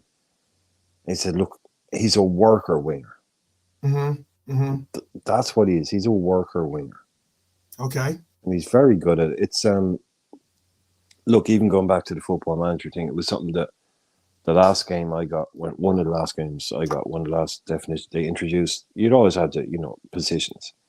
And it was the first one where you had an option to select someone as a defensive winger.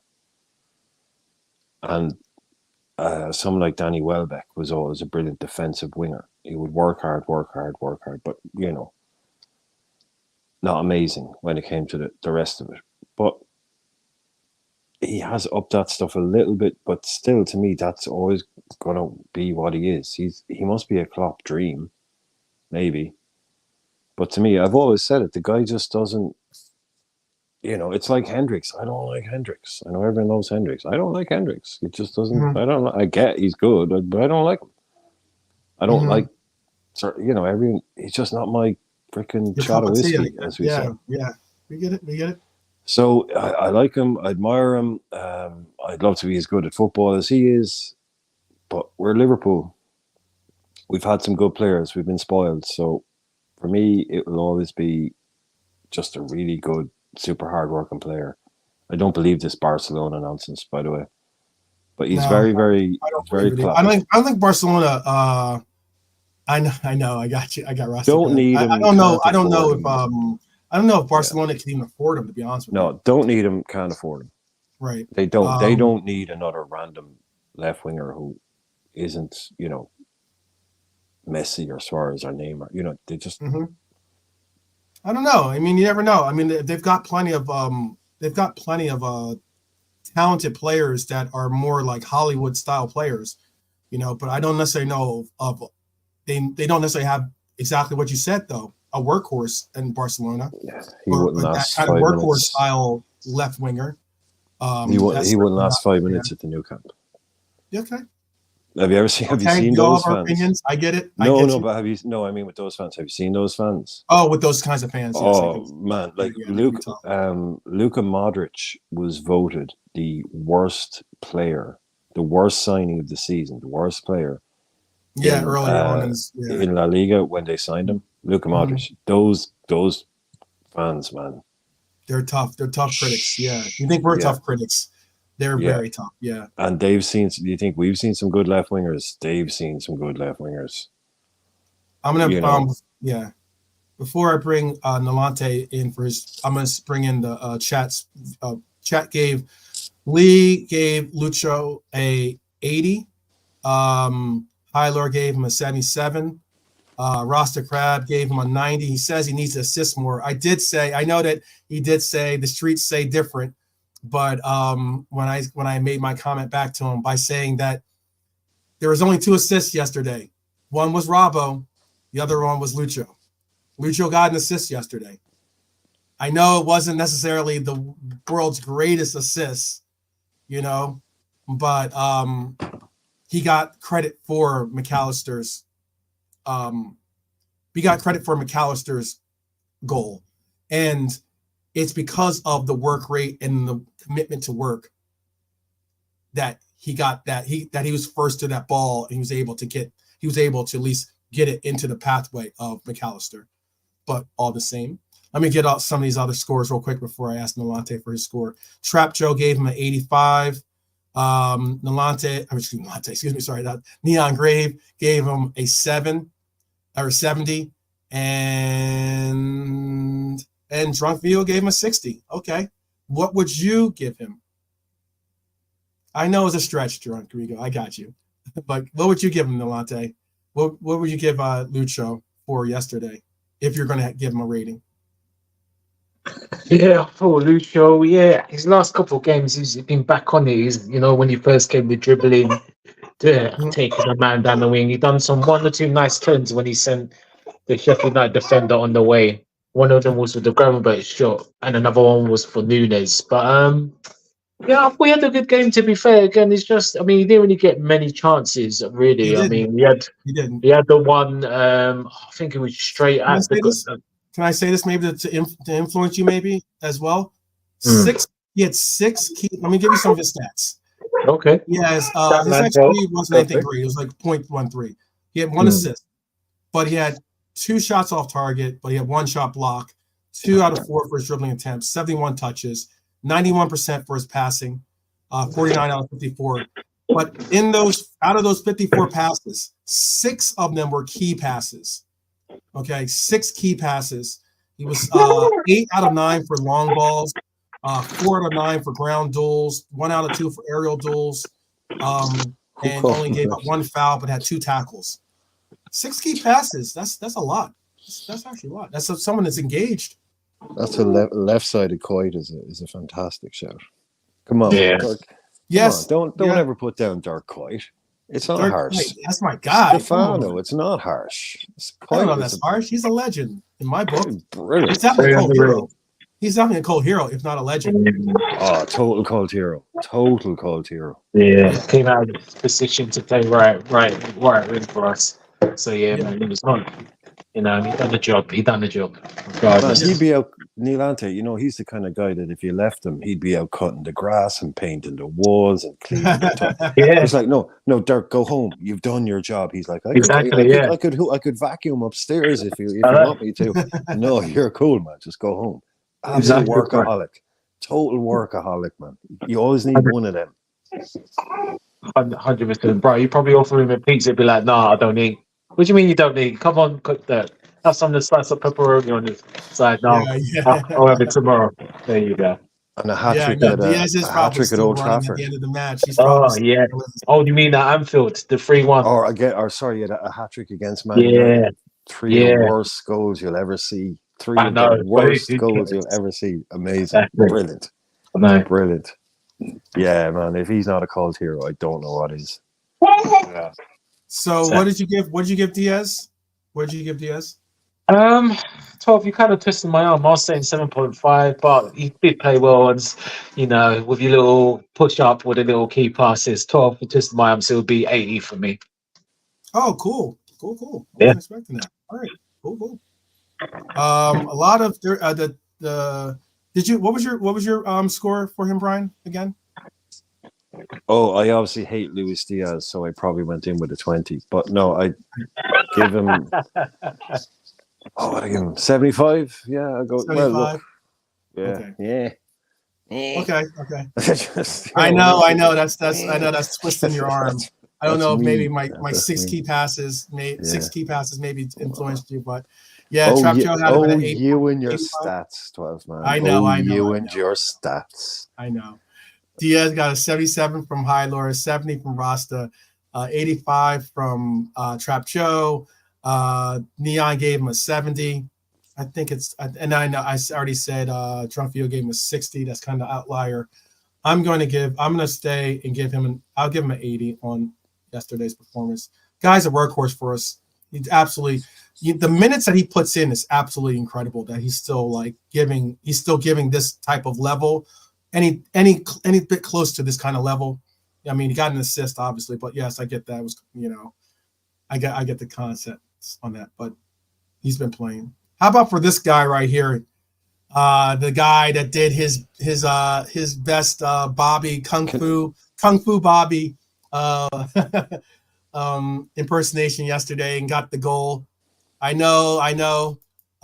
First goal, as Hyler says, first goal was a keeper blunder. The second goal was a coincidence, I would say, no matter how brilliant it was. After that, we just grinded them down. The third goal was third goal was possibly the best build-up play style goal of the entire game for either side. How is he getting them? What's that? I'm not having a go at you. I'm just joke. This is a joke. But as a Liverpool fan and a content creator, I'm very glad to hear that you are aware of the concept of goals and assists. I'm glad to hear that. Thank you. I'm glad to hear I do my best. You're aware of the fact that they exist and that they actually do matter. That's great. Yeah. Yeah, I'll do my best. I do my best. Great work rate though, Uncle. Yeah, come on, man. Come on. Yes, absolutely. Come Absolutely. And a fantastic human being. Absolutely spot on too with that as well. Absolutely. I think it was Mtar. I think Mtar. Oh no, I think he met Reese. Where are these 75s coming out of? Yeah, for Darwin. What are we giving Where Darwin the hell are for these yesterday? 75s coming from? What are we giving Darwin? Milante? Yeah, Darwin, I thought was he had a decent game to be fair. Good. Darwin energy, ultimate chaos, pressing down and getting a goal. Hard work. Again, Darwin, putting his shift. It wasn't that much chaos, but he was there. He was a nuisance, and worked his heart out. I think he had another shot which was unlucky, could stay from the keeper. So yeah, you know what, Darwin, solid for me, 7.5. Okay. Yeah. Man, How about for you, Brian? Oh, 100. Yeah. I don't know where these 80s No, and 75s Neon are Gray gave coming him from. 100. Oh, Yeah, he gave him a 1 first. I saw and then he one gave him right 100. now. I saw that. Yeah. I Is really Neon Gray is yeah. I'm sorry. I thought maybe Neon Grave was one of I'm not gonna go. Go ahead. Maybe I didn't know if it was Neon Grave was a burner account for someone. like my ghost account or something. Yeah. Yeah. I'm just playing. I'm playing Neon Grave. I'm playing. I'm doing. Yeah, wait till you meet Laszlo. Laszlo gives horrible ratings. What did he do? I'm not asking. I don't need your stats. I was gonna say no. Stats. You saw me No, I going don't right need the for him. stats. No, I don't need to. I mean, what did he? No, I agree though. That's a He- definite eye test thing. He chased down a shot. He chased down a goalkeeper. Well done, Darwin.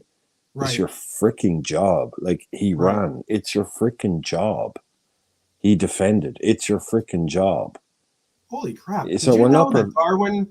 So he got the goal on the deflection, but did you know that Darwin had 1, 2? Let's see. I was like physically counting them, but Darwin had 7 shots yesterday. Would you have said that Darwin had 7 shots? I thought, God, remind me of the 7. Exactly. I'm like, Darwin had 7 shots. That's why, like, I tend to watch these games over. That yesterday's game was a little bit of a difficult game to watch over somewhat, just because the first half was disappointing. But 7 I couldn't shots. call that anything more than an average performance. Like the whole team sucked, as Drunk is saying. Yeah, they kind of did. So like all the shots, the except panel for 1, perfectionists. 6 out of 7 shots were inside the box too. By the way. Yeah, like, tell me, was he good? Tell me he was good. Tell me he did stuff. Tell me he was impactful. Tell me he played a part. Yeah, no, I get it. I can't say anything more than average. That's got to me. That's a 5. Yeah, these are all. 70s are pretty much for me. 70, anything in the 70 is an average score. That's like a C. If you're getting your paperback, that'd be like you're getting a C on your paper. C is literally the word for average. So, yeah, over here 70 is a B. Literally, okay. If you get an exam, if you like 60 to 6, anything above 60. Okay, that makes sense now. So, okay, I got you. So for me, 55 would probably be what you would call it's at least a C minus. Yeah. No, but to me, I know. I'm saying in like if you get a 55 on your paper here in America, that's an F. That's something you're not showing your parents that grade. No, I think 55 would be a D actually. But okay. I can't say he was better than average. 70s are C's, and yeah, but hang on, let's not 80s are B's, with 90s are A's in America here. That's why. Start giving A's. Stefano gave him a 75. Lee gave him an 80. Drunk Vigo gave him an 80. We saw the grade from the 100 at least from. Getting a lot of these. Scores coming in fast and furious here. What was the score for him? Yeah, I don't think he had an offsides, by the way, which is good. That's a step in the right direction. 70. He wasn't offside. Wow. Yeah. Let's give him a pay rise. Yeah, right. Trap Joe gave him a 79 for Darwin, 65 from MK Toe. And High Lord gave him a 72, and I should make sure I show the 100 for Neon Grave. A lot of scores all over the place. A lot of them really in those 70s, in the 70 mark. I would have given him a 70 myself. What are you giving him? What are you giving Brian? And then Nolante? 55. 55. Okay. What are you giving him, Nolante? Oh, Darwin 75. 75. Okay. Do you want to fight about it? No, we're not. We're not doing. We're definitely not. We're definitely not doing. Hand on hand combat, bro. Hand on hand combat. Yeah, 55 and 75. I think that's Exactly. Yeah. We've got issues. Exactly. We're going to talk about this offline, bro. Yeah. We've got to work this out. Literally. How about for the guy that got subbed off? The guy that got subbed off yesterday, I don't even know what that is all about yesterday because I guess that was out of left field for me. I don't think anyone had him going out as the first sub. If you had him going out as the first sub, congratulations, your bingo card wins because I don't think any of us had that on our bingo cards. I don't think 55 is a joke, man. Neon Grave, I don't think 55 is a joke, man. Tell me Darwin was less than average. What did he do? Come on. Wow. Seriously? I mean, I'll tell you, if he has an issue with 55 for Darwin, he probably have an issue with Rasta Crabs 30 for Mo. Wow. 30 for Mo. Oh, you never thought you would see that. He says terrible, but golly. There was Tell people what you think. There was a statement. There was a statement sent out yesterday by Klopp, taking him off and that's what should be replacing doing him with Bradley. Exactly, which wasn't great. That statement should have been made a long time ago. Yeah. I mean, Bradley wouldn't be the person, but I like Klopp. He's done that again. He's done that a couple of times. This is what he should be doing for time. No man is bigger than the club. Sellers have a stinker. Then sorry, let someone come on. Obviously he wasn't the direct sub, but Gakpo came and did his thing. Yeah. Simple as we moved. He said to Mo, "Not only am I taking you off, I'm moving Bradley into your position." Yeah. Okay. I'm going to move her right back to your role. Yeah. That's what I'm like. We're not getting what we need out of you. So we're going to move. We're going to move the youth academy right back, to your position. And I've heard exactly, and I've heard the things which I understand that he's fasting or this and that, but I'm sorry, he's not the only football player that's fasting, and I know football players that are still playing well during fasting. So let's not make that excuse for Mo. Yeah, come on, man. Yeah. Well, what are we saying then? What are we saying for Mo then? 40. The chat's being ruthless. I don't mind it though. It's cool. Everyone's welcome to their opinions. Everyone's welcome to their opinions. Like I said, this is a very fan of people. This is the people station. So say what you feel, say what you think. Mo Salah got a 20, a 2. I'm saying 40 from Neon. Yeah. Hyler gave him a 60. Lee Wizkid gave him a 60, but he wasn't good. Hyler going on to say, not really a game that Salah's pace could impact, and given the visitors' approach of 6 in defense and about another dozen just ahead of them. Yeah, that's certainly true. Okay, Hilo. I mean, I don't work for Sky Sports, too. I know. No, I get it. This is what I mean. Like, Redbird says Crab would have given Mo a 9 if he had scored. Shot fired. No. Let's just Redbird's only kidding with you, Crab. You know that. Redbird's good people. Nigel trying to bump the average. Certainly, yeah. 50 for Mo, looked well off his game yesterday. Hopefully he'll be back on the rails for Sunday. Agree with that completely. Oh no, I got you on that. Wizzy, can't you see? Sometimes you clown. Sometimes your closed downs hypnotize me. I got you on that for sure. I just like your magic tape. Yeah, exactly. Stefano, I gave Mo a 55. Mo's been a little bit off of Mo's standards lately. Mo not doing it these past That's what matches. I said, know he's been 55. scoring, but something is not right. I agree with that completely.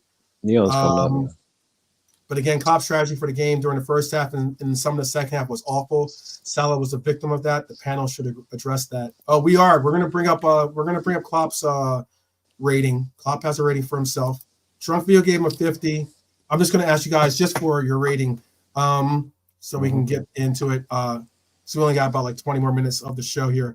Darwin got a 55 from Neon, and he got a 75 from Trap Joe. Interesting. Trap Joe gave him the highest score, possibly. Yeah.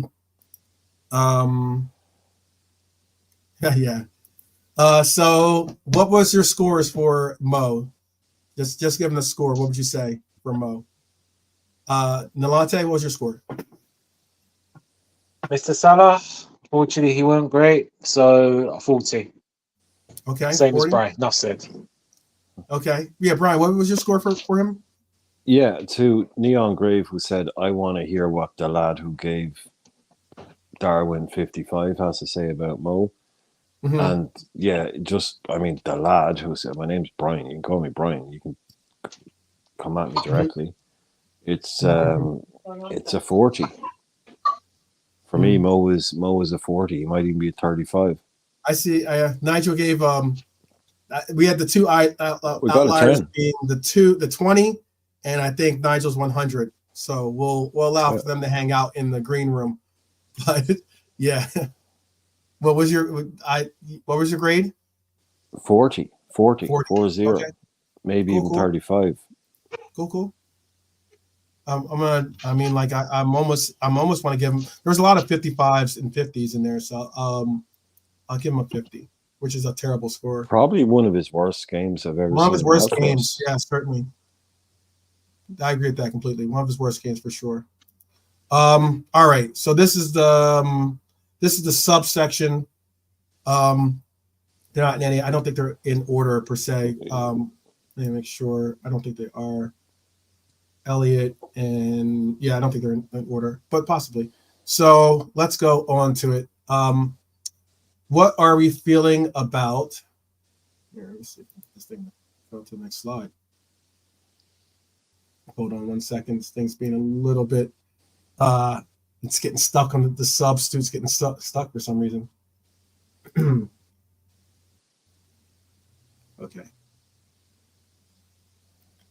Well.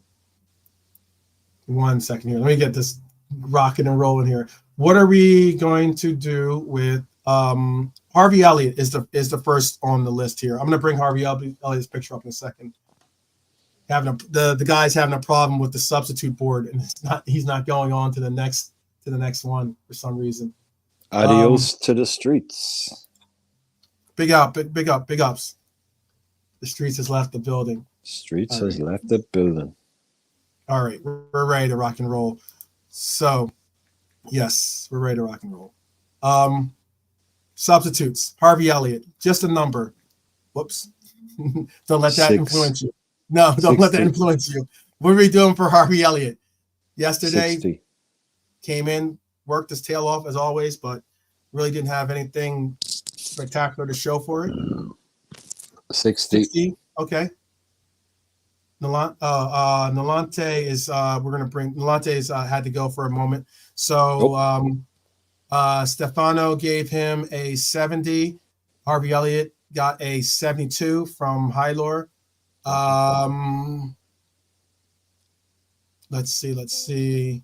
Appreciate you, Rusty Crab, by the way. Appreciate you, brother. Let's see. I would say yesterday, Harvey got 70, 80. You gave him a 60. I was going to give him a 62, to be honest with you. Somewhat, pedestrian style game. 33 touches, had 2 key passes. I'm going to give him a 60 as well. I'll give him a 60. How about we're going to rifle through these so we can get to these comments and questions. Cody, some good questions. We have some good questions. Yeah, there's some really good questions. I want to make sure I get to the comments and questions that are brought by the chat. Cody, we already kind of went into a little bit of length earlier about Cody. Cole Call Bayesian Barnes. Yeah, Bayesian Barnes, where you at? Get him Where you in. at, Bayesian? Get him in for a Yeah, rating. Bayesian Get him Barnes in for just a rating. definitely has Cody has definitely done Bayesian Barnes dirty. I know. I But don't know. Maybe but he it's all good. looks. Yeah, maybe he looks like someone who was a bad boyfriend to one of the. You know what Yeah, I'm saying? maybe. Yeah. He'd be a Yeah. good, he'd be a he'd be a good addition to the family, I think, you know. Yeah, come Um, on.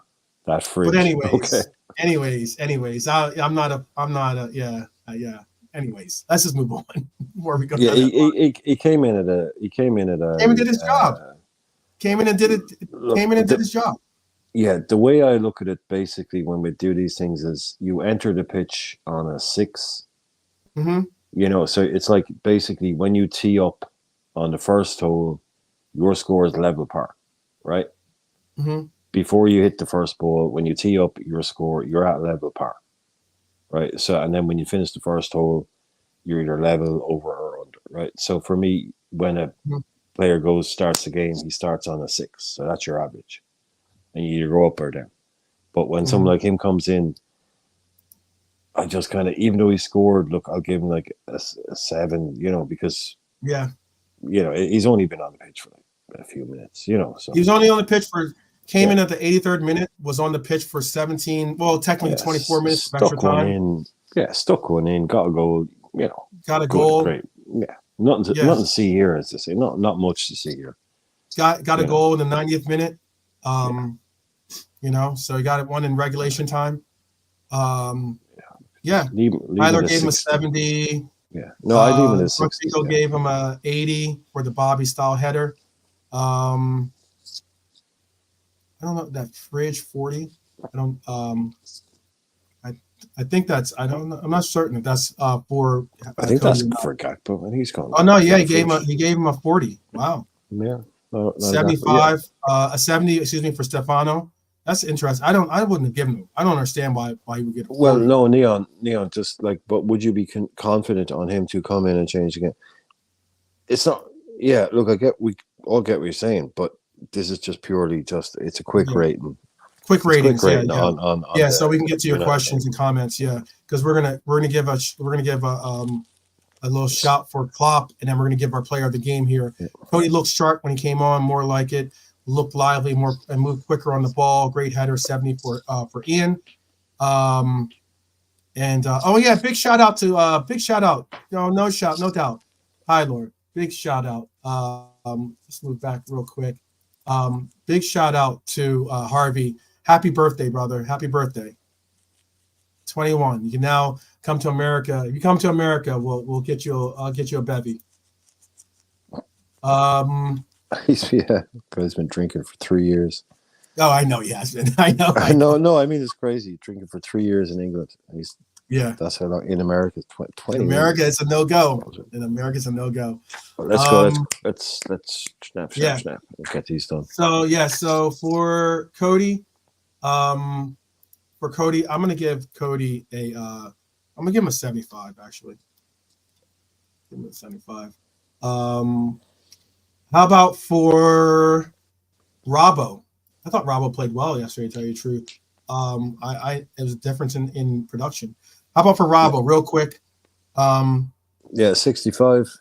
65. Okay. Beautiful cross. Yes. Agreed. How about for you guys in the chat, Robbo? Any last scores before we move on to Jurgen and the player of the game? Yeah, Robbo got 75 from Lee, 77 from from High Lord, excuse me. You gave him that. I'm gonna go with Oh wow, that kind of pushes it up a little bit. An 80, okay. Like I said, I'm a man of the people here. I was going to give him a 70, but with those scores coming in, I'm going to give him a 75. Yeah, that's definitely a 75 if we're going with the. Yeah, we're going with the scores from the chat. All right, now let's move on to what the people wanted, which was a rating for Klopp, because we only got like a few more minutes left here. Klopp, where we rating Klopp? I think that he put players I thought in the. I mean, like, look, statistically wise, we got what 29 shots off. We got had 83% possession. Again, that was a stat dropped earlier, but it is a stat that I forgot to bring out as well, which is I didn't even pull up the stats here, but 83.1% possession is a Premier League record for the year. That's a Premier League record. So yeah, he put people in the right positions. We can't forget about Curtis Jones. My bad. 60. I'm gonna go with 60. Yeah, a 65 for Curtis Jones. I'll bring Curtis up as well. I'll put a score up. Just give me 1 second. But yeah, my bad. 50. What are you gonna give him? You gonna give him a 50? Yeah. Yeah. You give him a 50.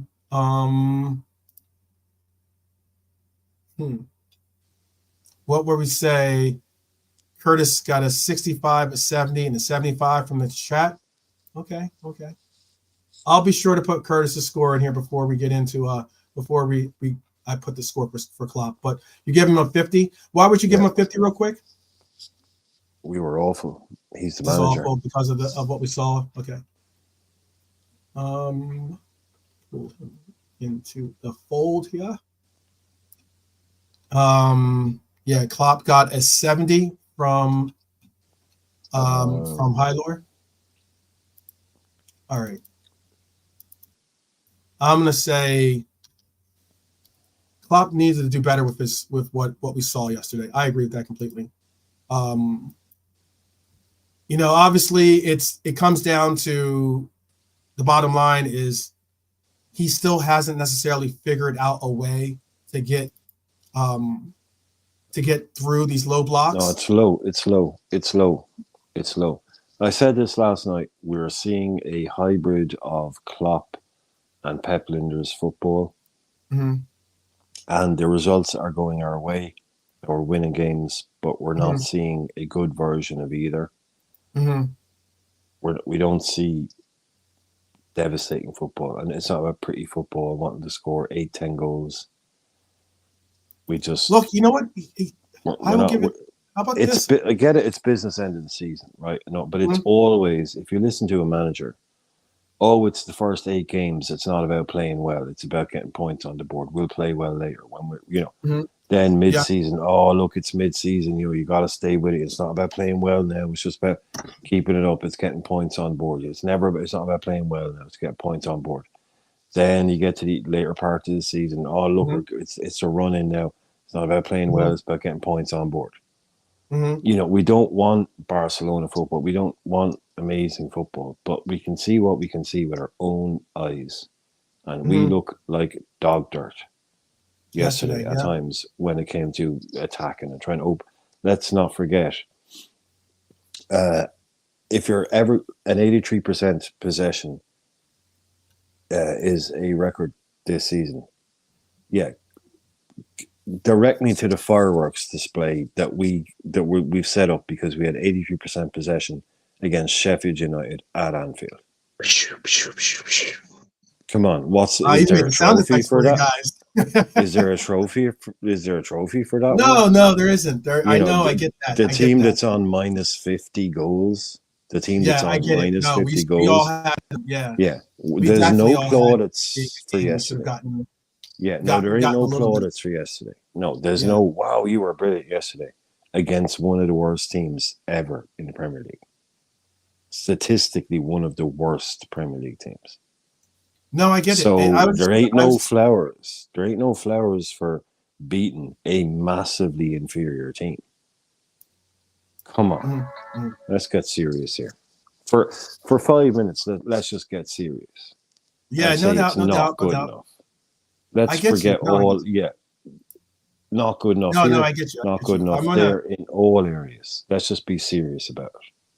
Yeah. No, I'm gonna be sure to get everyone ratings and scores in here. I just wanted to put this comment too by Hi Lori says, so Klopp gets high marks for substitutions, bold, decisive, and most importantly, early enough. It made me think about the comment earlier that we just said about Mo Salah. look, I will give him somewhat of a recognition of saying Salah's not firing today. Please don't fall into that mold of being intimidated to not make Salah see the pine, or like be, bring him to the bench. I know they're not sitting on literal wood. I get that, but or little pine, bench or something like that. But yeah, I was just happy to see that he recognized it and he acted on it. He didn't, and he knew Salah wasn't going to be happy about it. Still went over, said good game to him, and made the choice to change it up and go from a different direction, and it ended up resulting in something for us all the same. All right, so then for him, what do you have a grade for him, Nalante? Do you want to give him a grade? Is that for This is for Klopp. This is for Klopp, not for Curtis. Yeah. Klopp. Yeah, Klopp. I'll be my last one and then I'll go anyway. Yeah, I know the baby. Yeah, I'll deal with little man. I'll just say a little piece after that for Klopp. I'll give him 80 because you know what? Team lineup, I've got no problem with it. I mean, Gravenberch starting, the Sheffield United, so I wasn't really bothered about that. The only thing I would say is actually, it's only 5. I don't understand the whole Simicast thing. I mean, he's fit. We've got 2 left backs, and Joe's my guy. But why play Gomez again, a left back? Yeah. If you're gonna play Gomez, just not good. Yeah. Yeah, I don't think it was bad. I think he was a mistake and fought for the goal. I think he done all right, but I just feel the fact that you got Simicast, just play him, and then if Gomez, just play Gomez centre back. I mean, Konate can wait. So I was a bit baffled by that, but the subs done the trick, and I'm glad he done the Mo thing. I mean, obviously Bradley on right wing was a bit, but it all worked out, and yeah, man. So I'll say 75 for Klopp, and I'll just to add my last quote is that Sunday. All of you in Bright, we got to do this, man. We cannot, I repeat, we cannot lose to these scumbags. And I call it Toilet Trafford at Toilet Trafford, the old Toilet Trafford. No, we can't. I mean, it was bad enough the FA Cup game, and remember the live stream, Brian and 12 we done. That was frustrating. It took me quite some time to get over that. But if we lose today, if they've been back, Bournemouth, Chelsea, my title's done. And I'm telling you, if we drop points, you're gonna hear me. I'm gonna go off on the stream. You're gonna see me rattle feathers, believe me. But hopefully do the business and pick up yourself 12 from Brian, and I'll be in the chat. But yeah, I'm out anyway. But big up anyway. Yes. And big up to Mini Linate. Big up to the man. Thank you, man. Big up to the little man. He's all right. Yeah, big up to him, man. He's all right, man. Real quick, I'm assuming though. Nalante, real quick. Your man of the match. Shout out your man of the match real quick then. Yeah. Oh yeah, so before I go, the man in the match, Maka, easy, clear. Easy. I figured. I wanted to make sure that it was on record, that's all. Yeah, that's fine. Big up to the little man. All right, big up you guys, man. I'll be in the chat. I'll be listening. All right. For sure. Take care. Okay. Nice one. Thanks.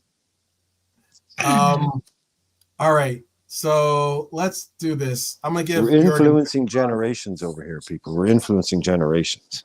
Exactly. Let's go with the man of the match, the section that we all love and enjoy.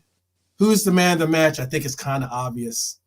If you want to put it in the chat, go right ahead. I think it's a no-brainer as to who's the man of the match. We're gonna go with Gravenberch. No, I'm just joking. Oh man, big up Grabba. We're gonna go, obviously, man of the match is clear as to who the man of the match is. Mac 10. Mac 10 for sure. This guy, he has the best picture of all the guys on here too, by the way. It's like, what do you want? Someone says you're gonna wait. I'll be doing some I know people know about the way that I make my concept kits for myself, and also, but I'm gonna be doing a couple some swag, or some content, or not content, some shirts and such, some gear and Maka is going to have a dope shirt. I got an artist that's putting together some really dope concepts, so should be pretty cool. Sorry, I was trying to get my avatar back up. Is it back up? No worries, it's back up. Yep. Yeah, I hate that. That's so annoying when that happens. That happens. It's all good. It's like I think even if you just move something in OBS or something like that, it can knock out people's things. Yeah. But so wait, let me get into some of these comments here before we. Oh, Mac for me as well. Mac is my man in match as well. Obviously. Oh yeah, I figured as much. Yeah, but it's now on record. Yeah. Guy was just balling. Oh yeah, I wasn't breaking. I'm not sure I was going to. Yeah, I could have said I don't. It's not as if I was going to have a difference in the. Yeah, I know. I'm sure. Yeah. No, I mean, look, Lexi McAllister yesterday is the first Liverpool midfielder to score or assist a goal in 6 consecutive appearances in all competitions since Stevie G in January of 2013. Told you, I brought him into my fantasy football team for a reason. That's incredible. Guy is balling out. Look, Lexi McAllister for Liverpool in the Premier League this season has made the most tackles made, most passes in the opposition half, most ground duels won. That's surprising. That's very surprising. But most ground duels won, most high turnovers, meaning like he's progressively it's turning the ball, getting turnovers in the opposition third. In the opposition third. Most fouls won. He has 5 assists, 4 goals. Guy is balling out. He's basically the complete footballer in his role. He can do, and what's the complete footballer? That means they can kind of do everything. Yeah. And he is a complete footballer in his role. He can play the passes that we saw that he played to Mo. He can score the kind of goal that he scored, and he can also be a world class defensive midfielder. Mm-hmm. Yeah, that is a complete footballer, and we got him for 35 million quid. Someone said yesterday or earlier on, after yesterday's performance, he's doubled his price. Man, he doubled his price as soon as he joined us for 35. He tripled his price, I think. If Enzo's getting 100 some odd million, whatever, there's no way you can't say. There's no way you can't say that McAllister hasn't tripled his price. He's triple figures. He's a 9-figure. He's a 9-figure player now. Yeah, 9 figures. I'm gonna get into these comments. I'm gonna rifle through them, but I'm also going. We're gonna address some of them, the questions and such. But I'm gonna also include some comments in here. Redbird says Big Verge was lucky not to be sent off for putting his hands on Sheffield's player's neck. Also, that player who tried to break Ebu's leg should have seen red. I think I brought that up, but it's cool. I did bring up this one by Drunk Vigo about Hackbo's goal looked like a Bobby header. At this stage of the season, I ain't looking for pretty football. 3 points is all we care about. That's agreed on that one.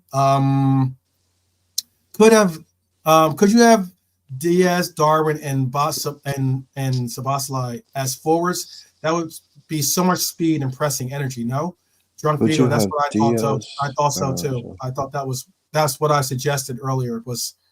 I was looking at seeing Dom on that right side would be a natural progression for him, an opportunity for him to get his offensive itch out of the way. You want to say something, Brian? Yeah, I don't see that 3. I see Szoboszlai hopefully in a more forward role, but I don't see that wide 3. And Stefano is saying he's valued at 80 million on Transfermarkt. On Transfermarkt. Yeah, on Transfermarkt. Yeah, they always always go way under. Like they go base value. They go like literally what it would legally cost to buy out his contract. I wonder how much. You can always add 30%. Yeah, they usually show the progression of it too, where they give like the evaluation. Oh, they do, yeah. and they Yeah, yeah. show Oh like no. how it's grown to 80 million. I wonder what was the discrepancy between, you know, the earlier scores or The earlier whole values. Yeah, you see, the reason they're an excellent website is because their whole thing is to never overvalue a player. Mm-hmm. Because if they do, their data has to come in at the base value, and then everything that gets added onto that is intangibles. What a club needs, what a club is prepared to pay, you know. So their value, even though their site is called Transfermarkt, Mm-hmm. that's actually the least valuable resource that they provide. Yeah. They actually are one of the best resources for them, and who, you know, along with like player, like their careers and stuff. Their values are really just kind of nominal. They're very Mm-hmm. much nominal, but yeah, they go on that thing. So they're actually a great resource for information about players, but just ignore, Yeah. because a player could be valued at 60 million quid on that. You can be guaranteed Todd Bowley is at the door the next day with a check for 150, or Yeah. some crazy Saudi club will come in and pay 150. You know, so Mhm. yeah. But anyway, yeah, we'll keep going. I know you Um, want to cut through this. yeah. Curtis is back. It will be a big plus. Um, Massive. that is Agreed. massive. I can't Yep. wait to see him get, you know, really into form and be firing on all cylinders as we've seen him do before. These are some cool little Need him things for the that running. Need Honesty these brought little up. boys for the running. Liverpool. Oh, I'm sorry. Go ahead. Oh no, sorry. Yeah, we need anything for the running. Anything you can Yeah, bring back. We need it for the yeah, running. yeah, for sure. Yeah. Liverpool offered 128 million pounds for Federico Valverde through intermediaries, and the offer is still on the table. Valverde is considered a dream for Liverpool. They have followed the midfielder for years. We have. It's no. It's you can't deny we have bid for him at least twice now. We bid for him before he went to Madrid, and then if the people who are generally Oh to my be gosh. believed are to be believed, basically the day after they signed Bellingham, we offered 100 million for Valverde. Yeah, So I'm sorry. that's at least twice now we've tried to buy Yeah. the guy. No, I'm sorry. I just saw this next statement is disgusting. Oh, I saw that earlier on. Sorry, I thought That's you just didn't. absolutely like as Yeah, in that's yeah. what you know, like there's a lot of things that comes to owning a team, and that is the maintenance of your stadium, your facilities. That is just horrible. This is breaking. The area surrounding Manchester United's academy base has been closed off after human remains were found just yards away from the facility. That is absolutely disgusting. Disgusting. Um, Also, honestly put, Lindelof, Malaysia, right? Is that Malaysia? Malaysia? Martial, Martinez, and Shaw are all out for this weekend's derby. I thought Varane. Oh yeah, okay, that's what he just put in there. Casemiro, Evans, and No, Varane Malaysia. are doubts for the game. I saw that both Evans and Varane left the game. Casemiro has been a question mark all season. He's someone that's hit a cliff. You know how they say about some of these players are in their 30s. You know, sometime when they hit that cliff, they go cliff diving. Stefano, as I said, I do have an answer for you. I have some cool things for you. Hylor says, not sure if it holds water, but it irritates me that teams like Arsenal have only had 1 or 2 injuries, and we have had 8 or 9. We should be better at rotating and don't inflict injuries by overusing players. I think we've done some of that this year. It's just unfortunate the way that we've kind of gotten hit, because I don't think that Klopp really does his rotation the way he used to do his rotation, which was like the front three was the front three every time, every day, you know, or like the mid three was basically Fab and Hendo and whoever was the third, you know, the back four was basically, you know, the only variable in the back four was usually either whether going to be Matip or Kanate possibly, you know, but the back four was pretty much always Robbo, EVD, and Trent, and obviously we always had Ali. But now, because of injuries, we have had to deal with like rotation. But I think we've been rotating it pretty tough and been able to do so because we're in Europa as opposed to being in the Champions League. But it is what it is. Again, he goes, so once again, Klopp made everything good after a bad start. But how can we? This is something that you've said time and time again. But how can we continue with these bad starts and get away with it? I know the well. I know the. I know until we can't. The well. This is what I said earlier on. Yeah, until we can't. Like going to the well. You only go to the well so many times, as you're saying. Yeah. Like if the end of the season is the cutoff point, then okay, cool. Yeah. But it's not a long term strategy to keep doing this. Nobody, nobody can say this is a way to get stuff done. But it's a very Klopp, it's a very Liverpool thing. Yeah, like I said earlier on, this inevitable. Someone and they weren't a Liverpool fan. It was just like this, like they said, like Liverpool this season. They are just inevitable. They are number one, as we said, for points won from points won from losing positions. Number one. Yeah. Point goals. I think someone mentioned earlier on there. Goals from goals subs. Scored by subs. Yep. Which is late goals, but that's something that is great. But if you're to say it as like say a model, no, it's not sustainable. It's not something. But if we can do this, and like I said, I didn't like it when Harvey Elliott said it's 11 more cup finals, and I'm like, no, Harvey, we don't want cup finals. They're stressful. They're all or nothing games. That's a relegation thing. Like, we've 4 games left to save our season. Every game now is a cup final.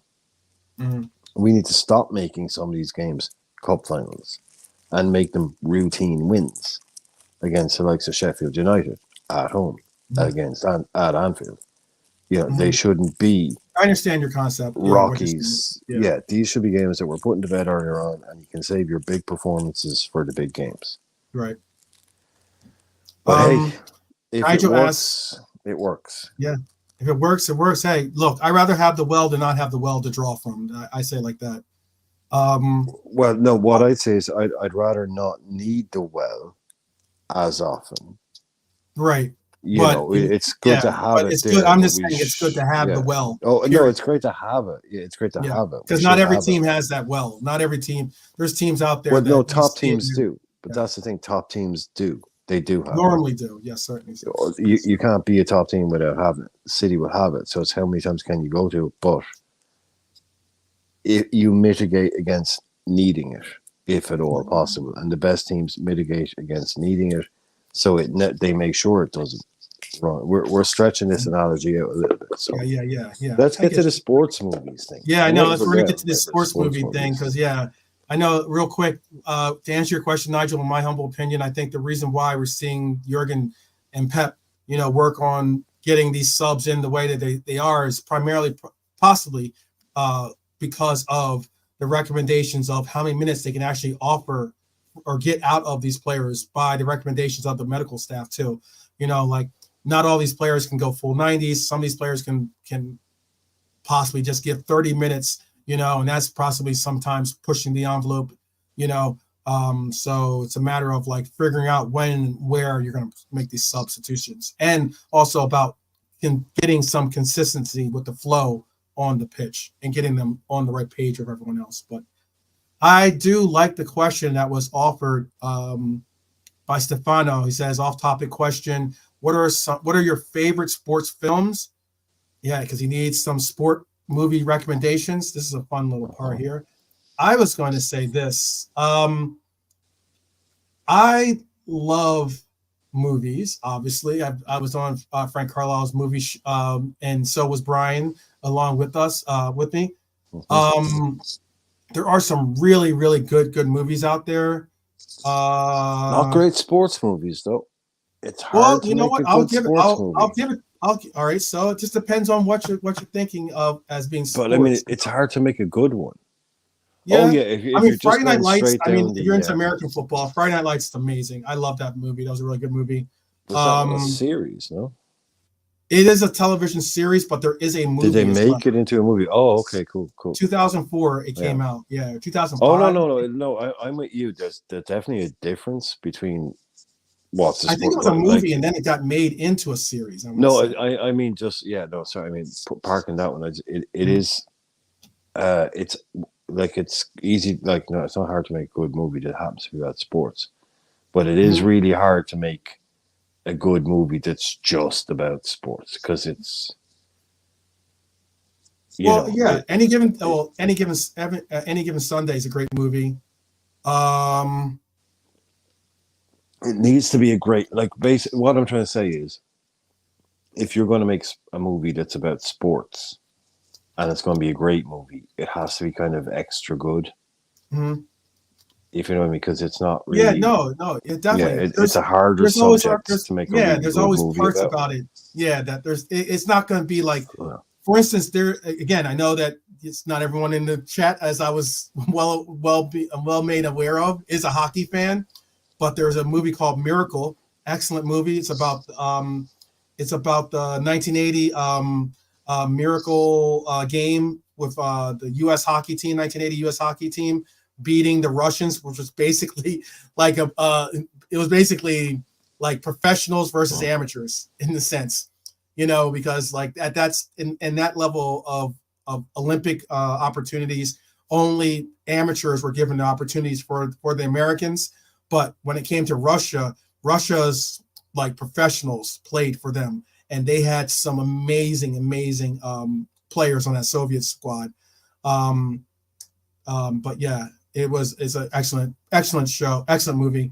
I was gonna say though. What's a good movie? Oh man, Invictus, great movie. I know for the rugby fans out there, very very good movie. Seabiscuit is a really good movie. Remember the Titans, really really good movie. I'm not gonna go all sappy and say Rudy or something like that. I don't know about Rudy's whatever. But The Natural. I don't know if everyone's ever seen The Natural. These are some of these movies are sports movies that are more oriented towards American sports, because The Natural was one of my favorite movies growing up. I loved The Natural. Absolutely loved The Natural. Robert Redford, Robert Duvall, Glenn Close, Kim Basinger. Great movie.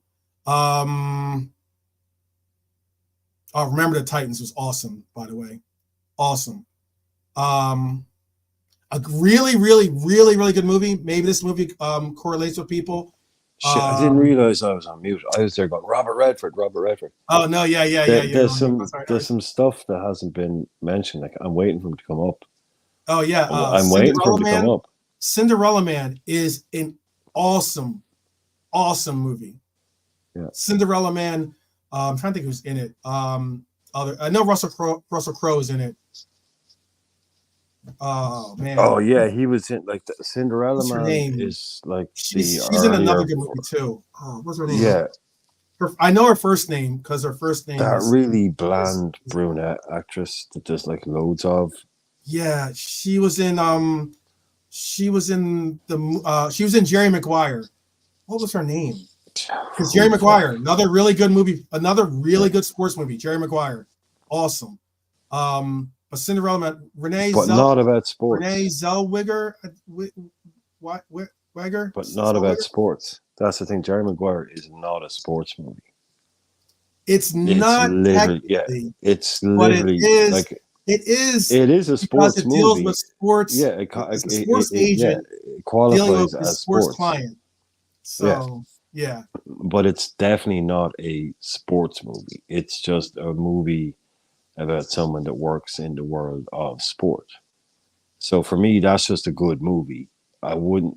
I got you. I can put it in the let it go there kind of thing, because I'm still waiting. I'm still waiting. That's a classic. Okay. I'm still waiting for some of the greatest. Since we're talking about fighting movies, Cinderella Man. If you haven't watched Cinderella Man, incredible, very, very, very great movie.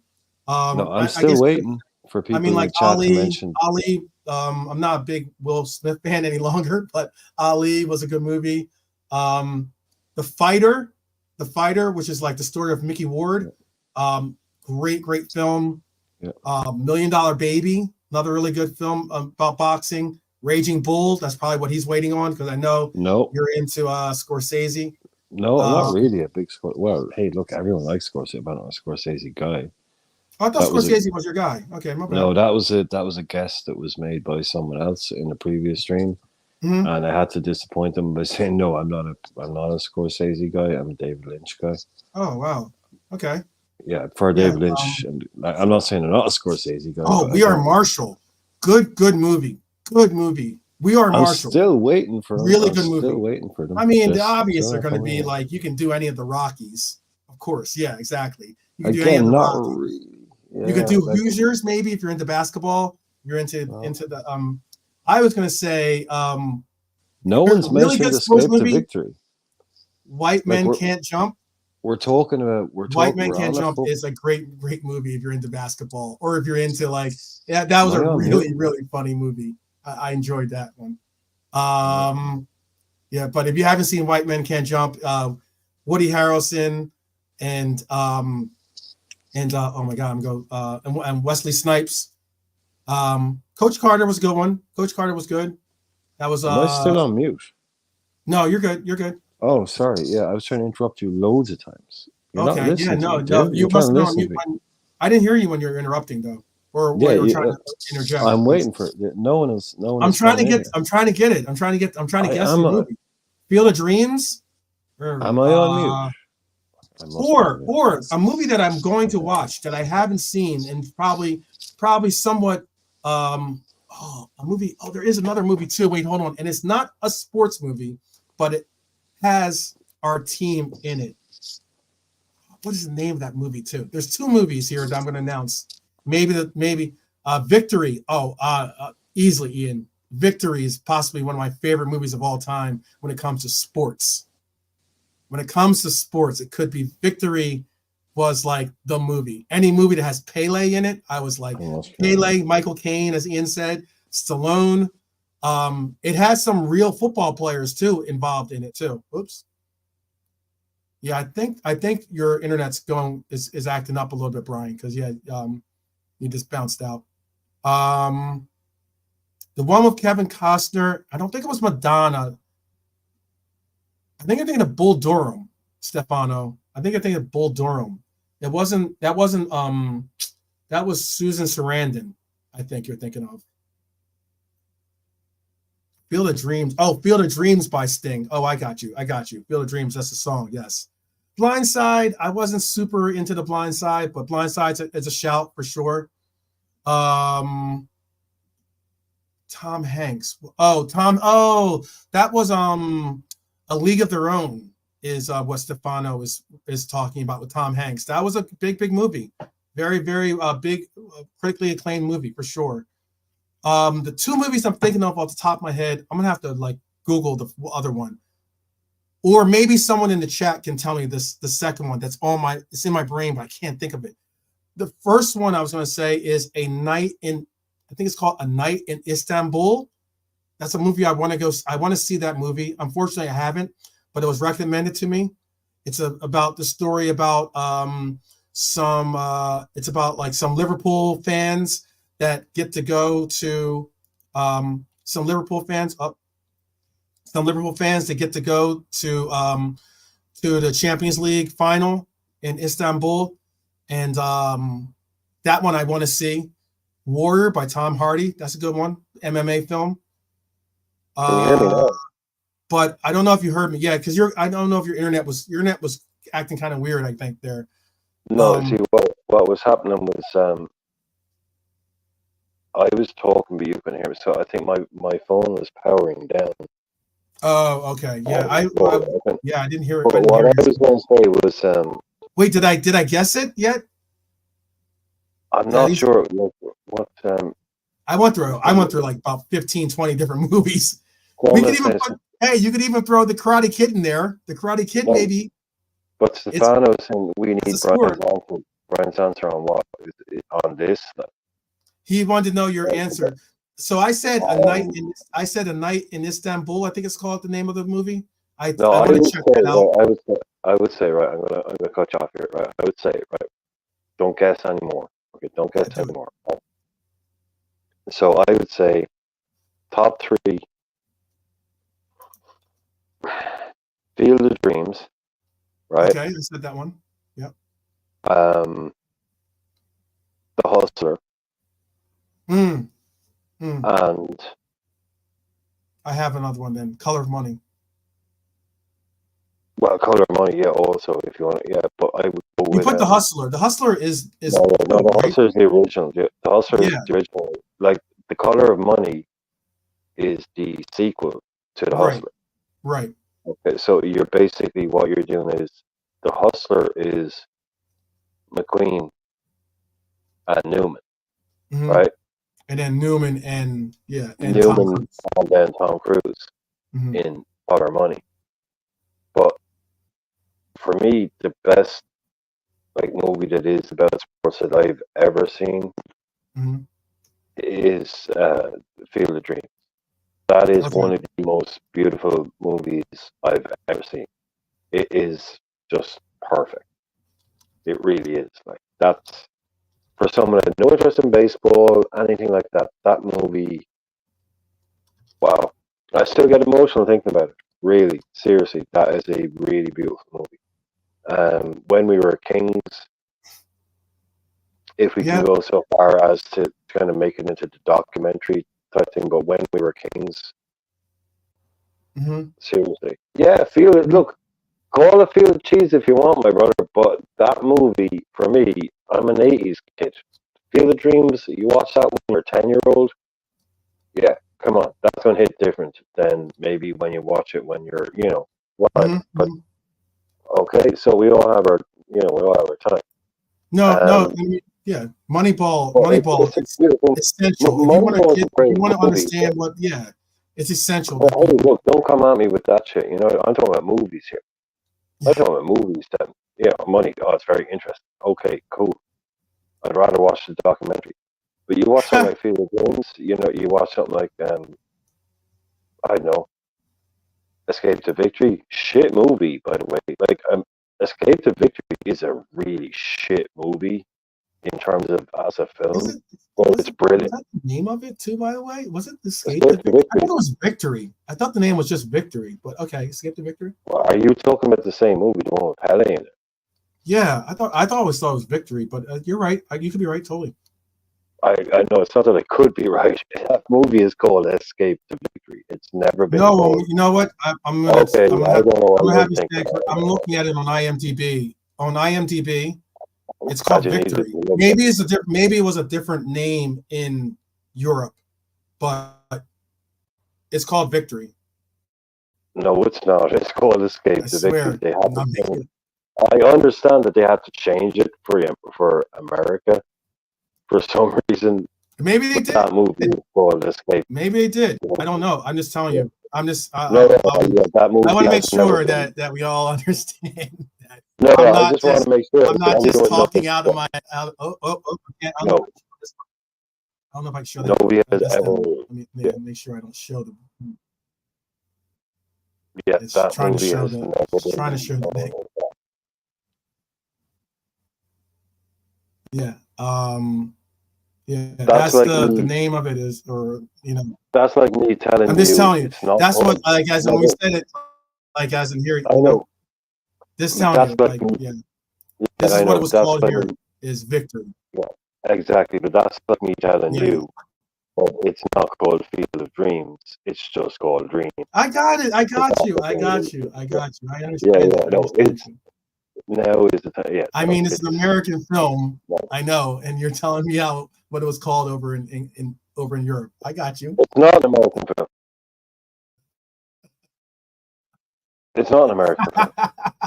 I'm messing with you guys. I'm only messing with you. I'm just messing with It's you. not an American We only have film. a few minutes left. I It's know a that Major European. Reds TV is about to, kick off the thing and their Friday call-in show. So I don't want to take away too much of their thunder. But yeah, no, I get it. I get it. I'm just messing with you. It's like I Massive also Attack. wanted Do to you really remember quickly, Massive Attack? maybe. No, but no, really quickly. Do you remember that Massive I Attack? Do you remember that band, Massive Attack? don't remember that. Oh, You Massive remember Attack. Yeah, the Massive band. Attack? I do. Yeah, the Yes. band Massive Attack. Yeah, Yeah. yeah. And they had to when they I had thought you meant the Unfinished film. I Symphony. was going to say I don't know Massive Attack film. Yeah, yeah, they were Unfinished Mhm. Symphony, an amazing track. It went like number Unfinished Symphony, Massive Attack. And they Mhm. had that track Yeah. Unfinished Symphony, and the girl is walking down the road in LA. That's an amazing song. And it went to number one. And they had to change their name in America to Massive because that came big just at the same time as the Gulf War was happening.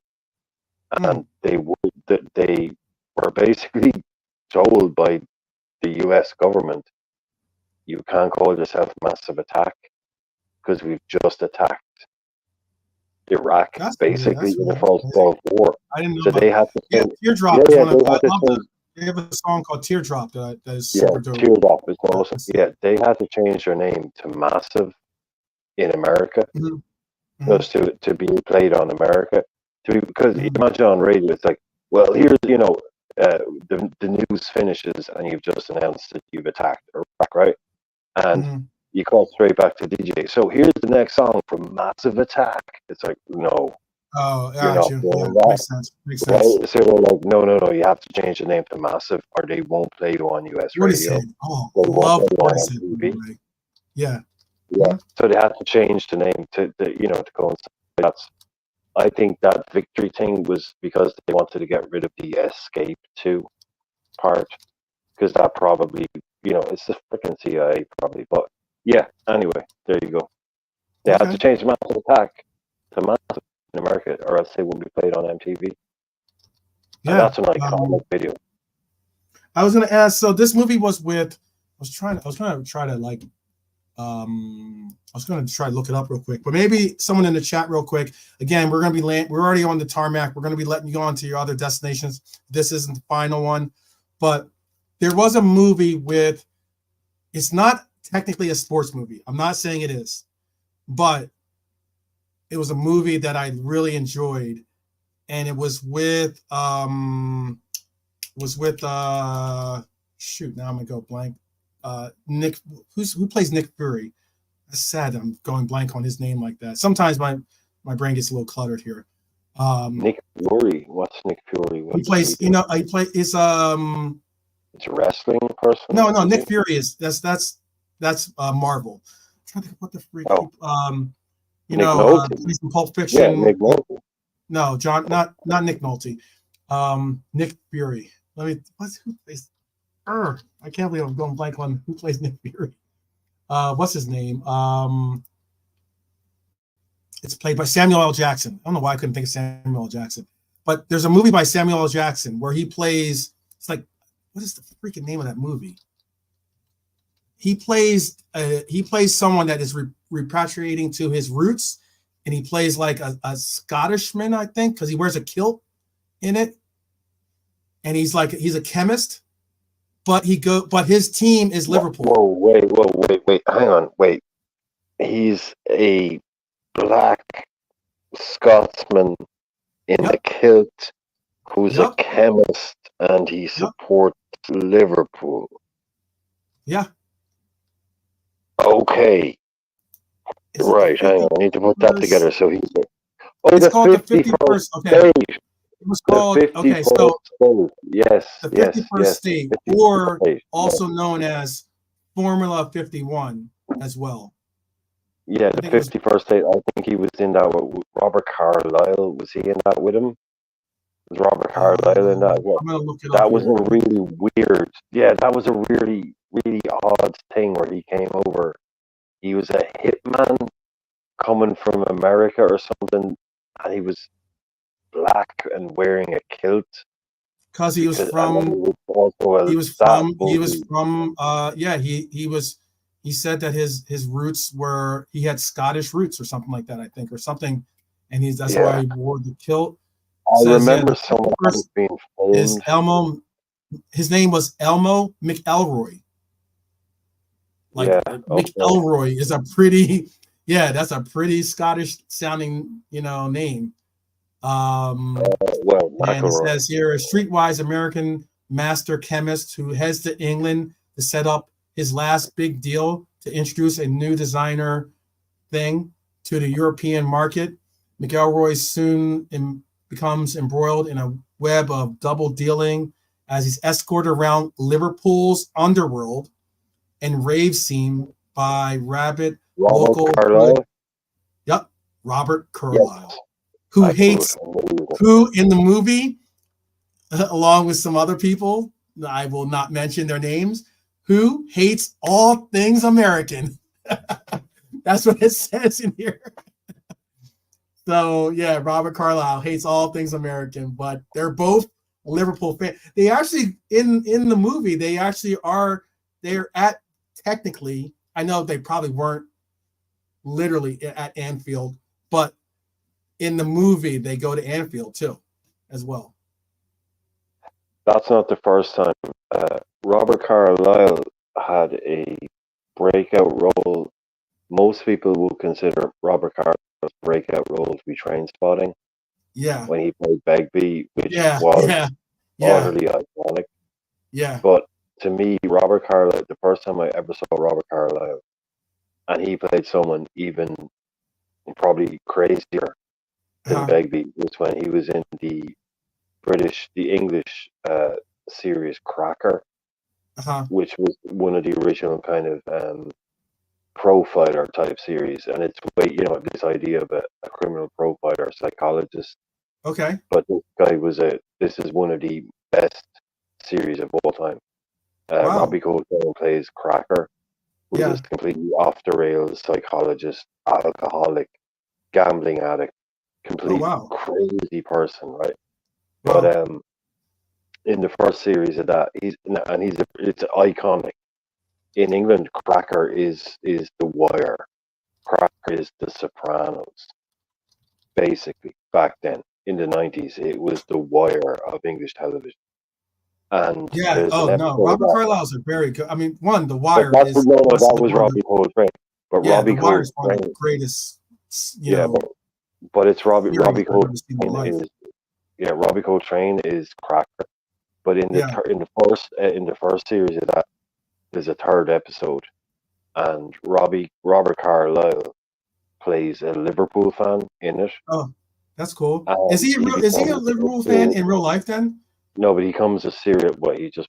I don't know. It was. I was just wondering if anyone knew. I mean, considering No, he's played a Liverpool fan like in 2 movies. No. That's just maybe No, it's like not a- no, it's maybe not a he was movie. like one of those things where it's like if he's going to have to play a particular, if he's going to have to play a fan of a club, most likely you're not going to want to say, oh yeah, we're gonna. I know you like Liverpool, but we're going to have you parade around in a Red Devils kit or something. That's yeah. I think you may have just kind of massively overthought that one. He was an actor that was offered a role in a series. Yeah. So I'm just asking. yeah. I mean, No, I know. how often are you in the series? Can I? Two times being a Liverpool fan is just Yeah, interesting. Can I? Yeah, do it. Do it. Yeah. Yeah. No, I'm just, what I'm. Yeah. That's no, the honest dude. Yeah, he played a Liverpool. He's an actor. Mm-hmm. He's probably done Shakespeare 1,000 times. It doesn't mean he's a Hamlet. He just got picked twice to play. Mm-hmm. I know what you're saying. I know what you're saying. Like, it doesn't matter. It doesn't matter what he's Liverpool fan. But what I'm trying to say is, this is like, if you've ever seen, this is in Cracker, he plays a Liverpool fan who becomes a serial killer. Okay. And murders one of the main characters in this thing, but it becomes a 96 thing where he decides he's going to kill, But obviously it doesn't go that way for him. But it's one of his big breakout roles, and he plays the complete and utter. But they actually, at one point in it, they film it live at Old Trafford. Okay. And he goes into, so basically he's such a fucking lunatic. He goes to watch Liverpool play United, and he has a seat right in the middle of the United end. Uh-huh. So he's surrounded, and he's like screaming, "Come on, Liverpool!" He's going completely nuts, and you've got all these United fans around him, getting angrier and angrier and angrier, where to the point he gets like thrown out. But it was actually filmed at Old Trafford. Like they set it up live. It's not fake. He's in the crowd. Hmm. So it's brilliant. You should, if you've not seen Cracker, look it up. And I think that he was just like Cracker, I think it's the third series, but whatever, the third Hmm. episode of the series. But he's this mad Liverpool fan, and those scenes, because they couldn't fake stuff, they actually went to Old Trafford and put Robbie Carlyle in the middle of the Old Trafford fans screaming Liverpool songs. It's so visceral. Like today they'd fake it, but back then Hmm. it was in the 90s, so they actually did it at a real game. And it's crazy to see. It's really crazy. And he goes for it. He absolutely goes for it. Like you can see in a real game, this guy was getting the shit beaten out of him. He would have, he wouldn't have lasted 5 seconds. You see all these United fans going around. He starts singing about Liverpool. That's one of the great shows. But see, Robbie Hmm. Carter in one of his best acting roles, watch Cracker, when he becomes that Liverpool guy. It's Hmm. mad. It's really, really mad. But that scene, especially when he goes to Old Trafford, they nail it. Like they really, like I said today, they do some weird fake version, but they had to do it for real back then. Okay. I do know, Stefano. I do know Brit shows. Actually, I like also, you know what I do love, you know what I like? I like Little Britain. I like Little Britain. Um I just put in, I love Benny Hill. Faulty Towers is really like one of my favorites too. Um All of Cracker is on YouTube. Like all of it. You don't even need to go. Like all of it, you can find it on YouTube.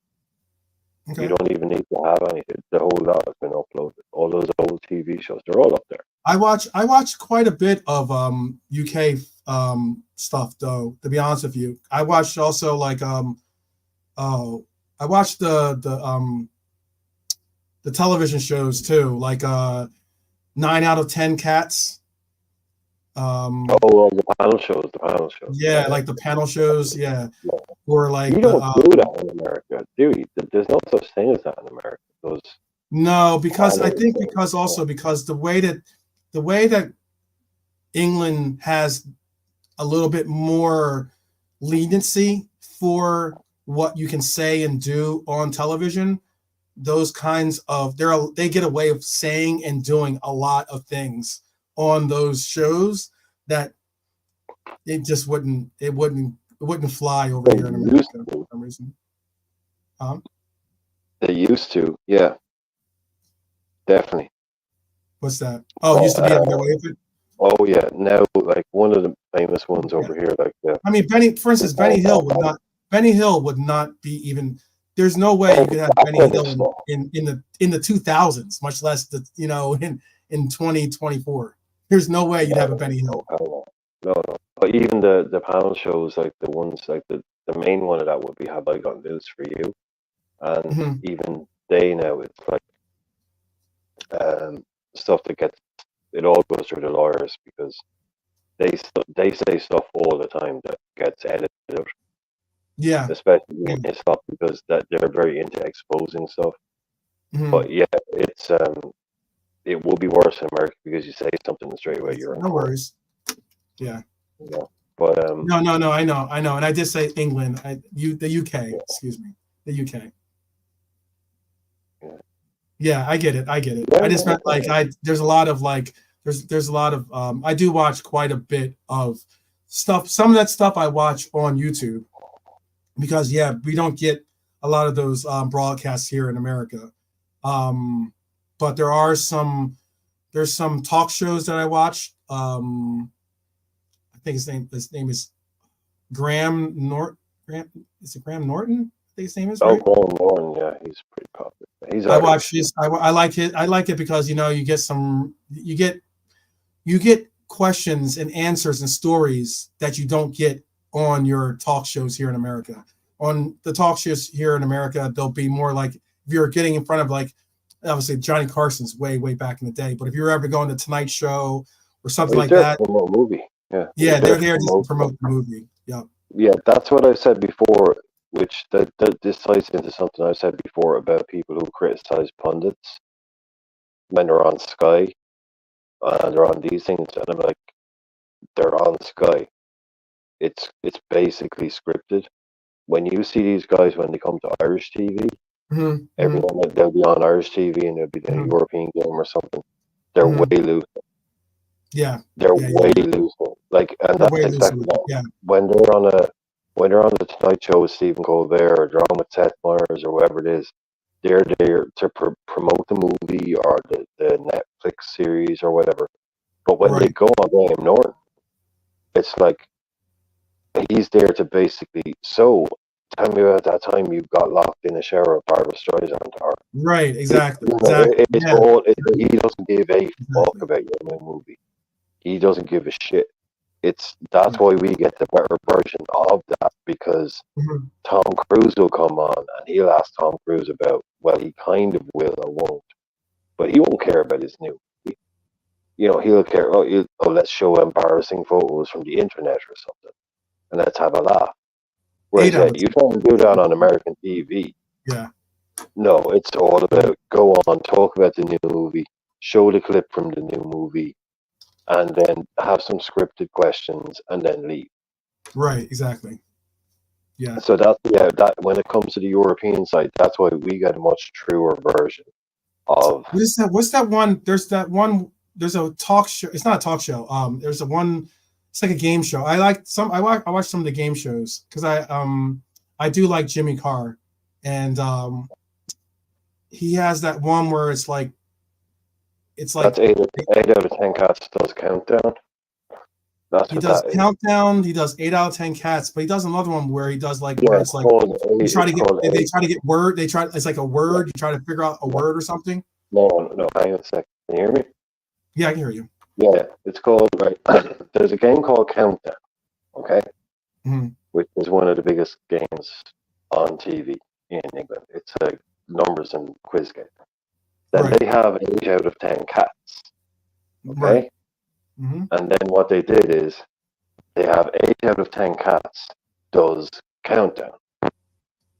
So it's basically the panel show plays countdown. So to me, it's obvious what it is, but if you don't know what countdown is, it might not be so obvious. But that's what they've done. They've mashed the two things together. Well, countdown is basically an institution on English TV. It's a word and numbers game. So they've mashed together, and that's probably one of the biggest shows of the last 20 years. Yeah. There's a show. I'll give you. This is the last. This is my last one. This isn't a sports movie. This is just since we're talking about UK style comedy or UK style shows. There is a show that I watched. They only had 2 seasons, unfortunately. I think something happened with one of the actors or something like that. But there is a show. It used to be on Netflix. I think it's still on Netflix. It's called White Gold. I don't know if you've ever seen that one, but it is a sitcom. It is freaking hilarious, though. I thought it was funny.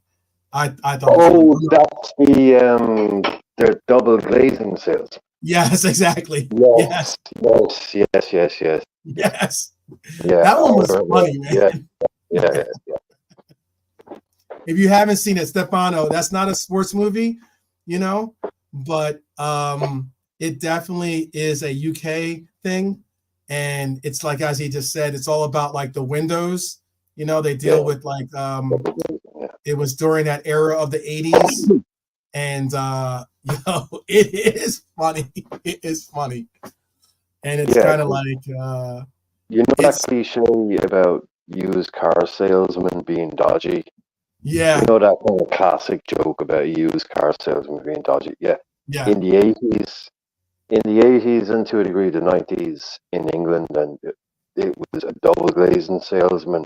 Yeah, was the same joke. I'll put it down. I'll put it in the chat.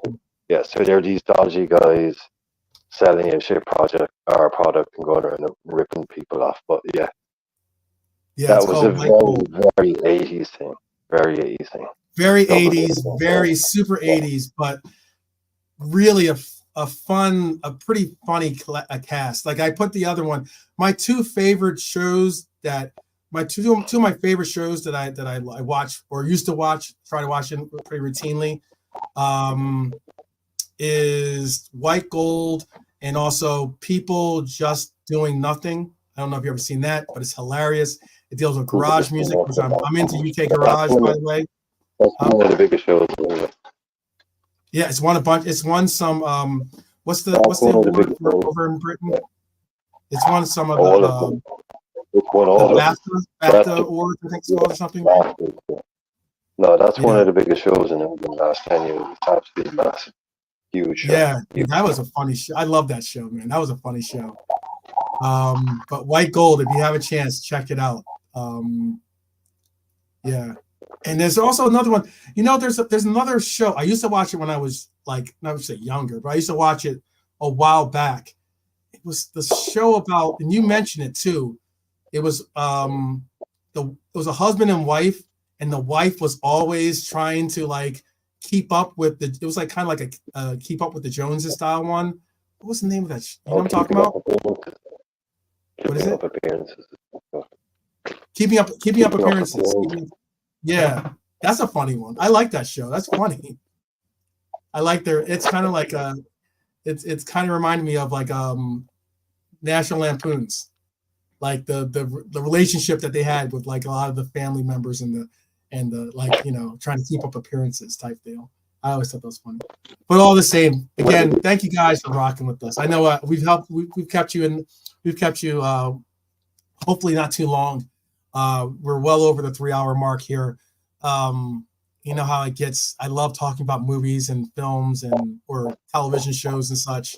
Yeah, if you get a chance, definitely, Stefano, check out White Gold on Netflix. I think because it's a Netflix movie or a Netflix series, I think it stays on regardless of whether it doesn't get like shuffled out, because Netflix brings movies in and they take movies out. But I think if it's a Netflix production, it stays. It's like permanently there.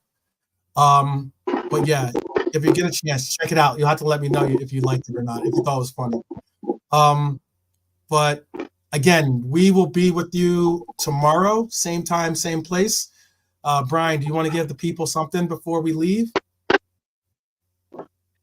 No, I'm fine. I was just seeing to my dog.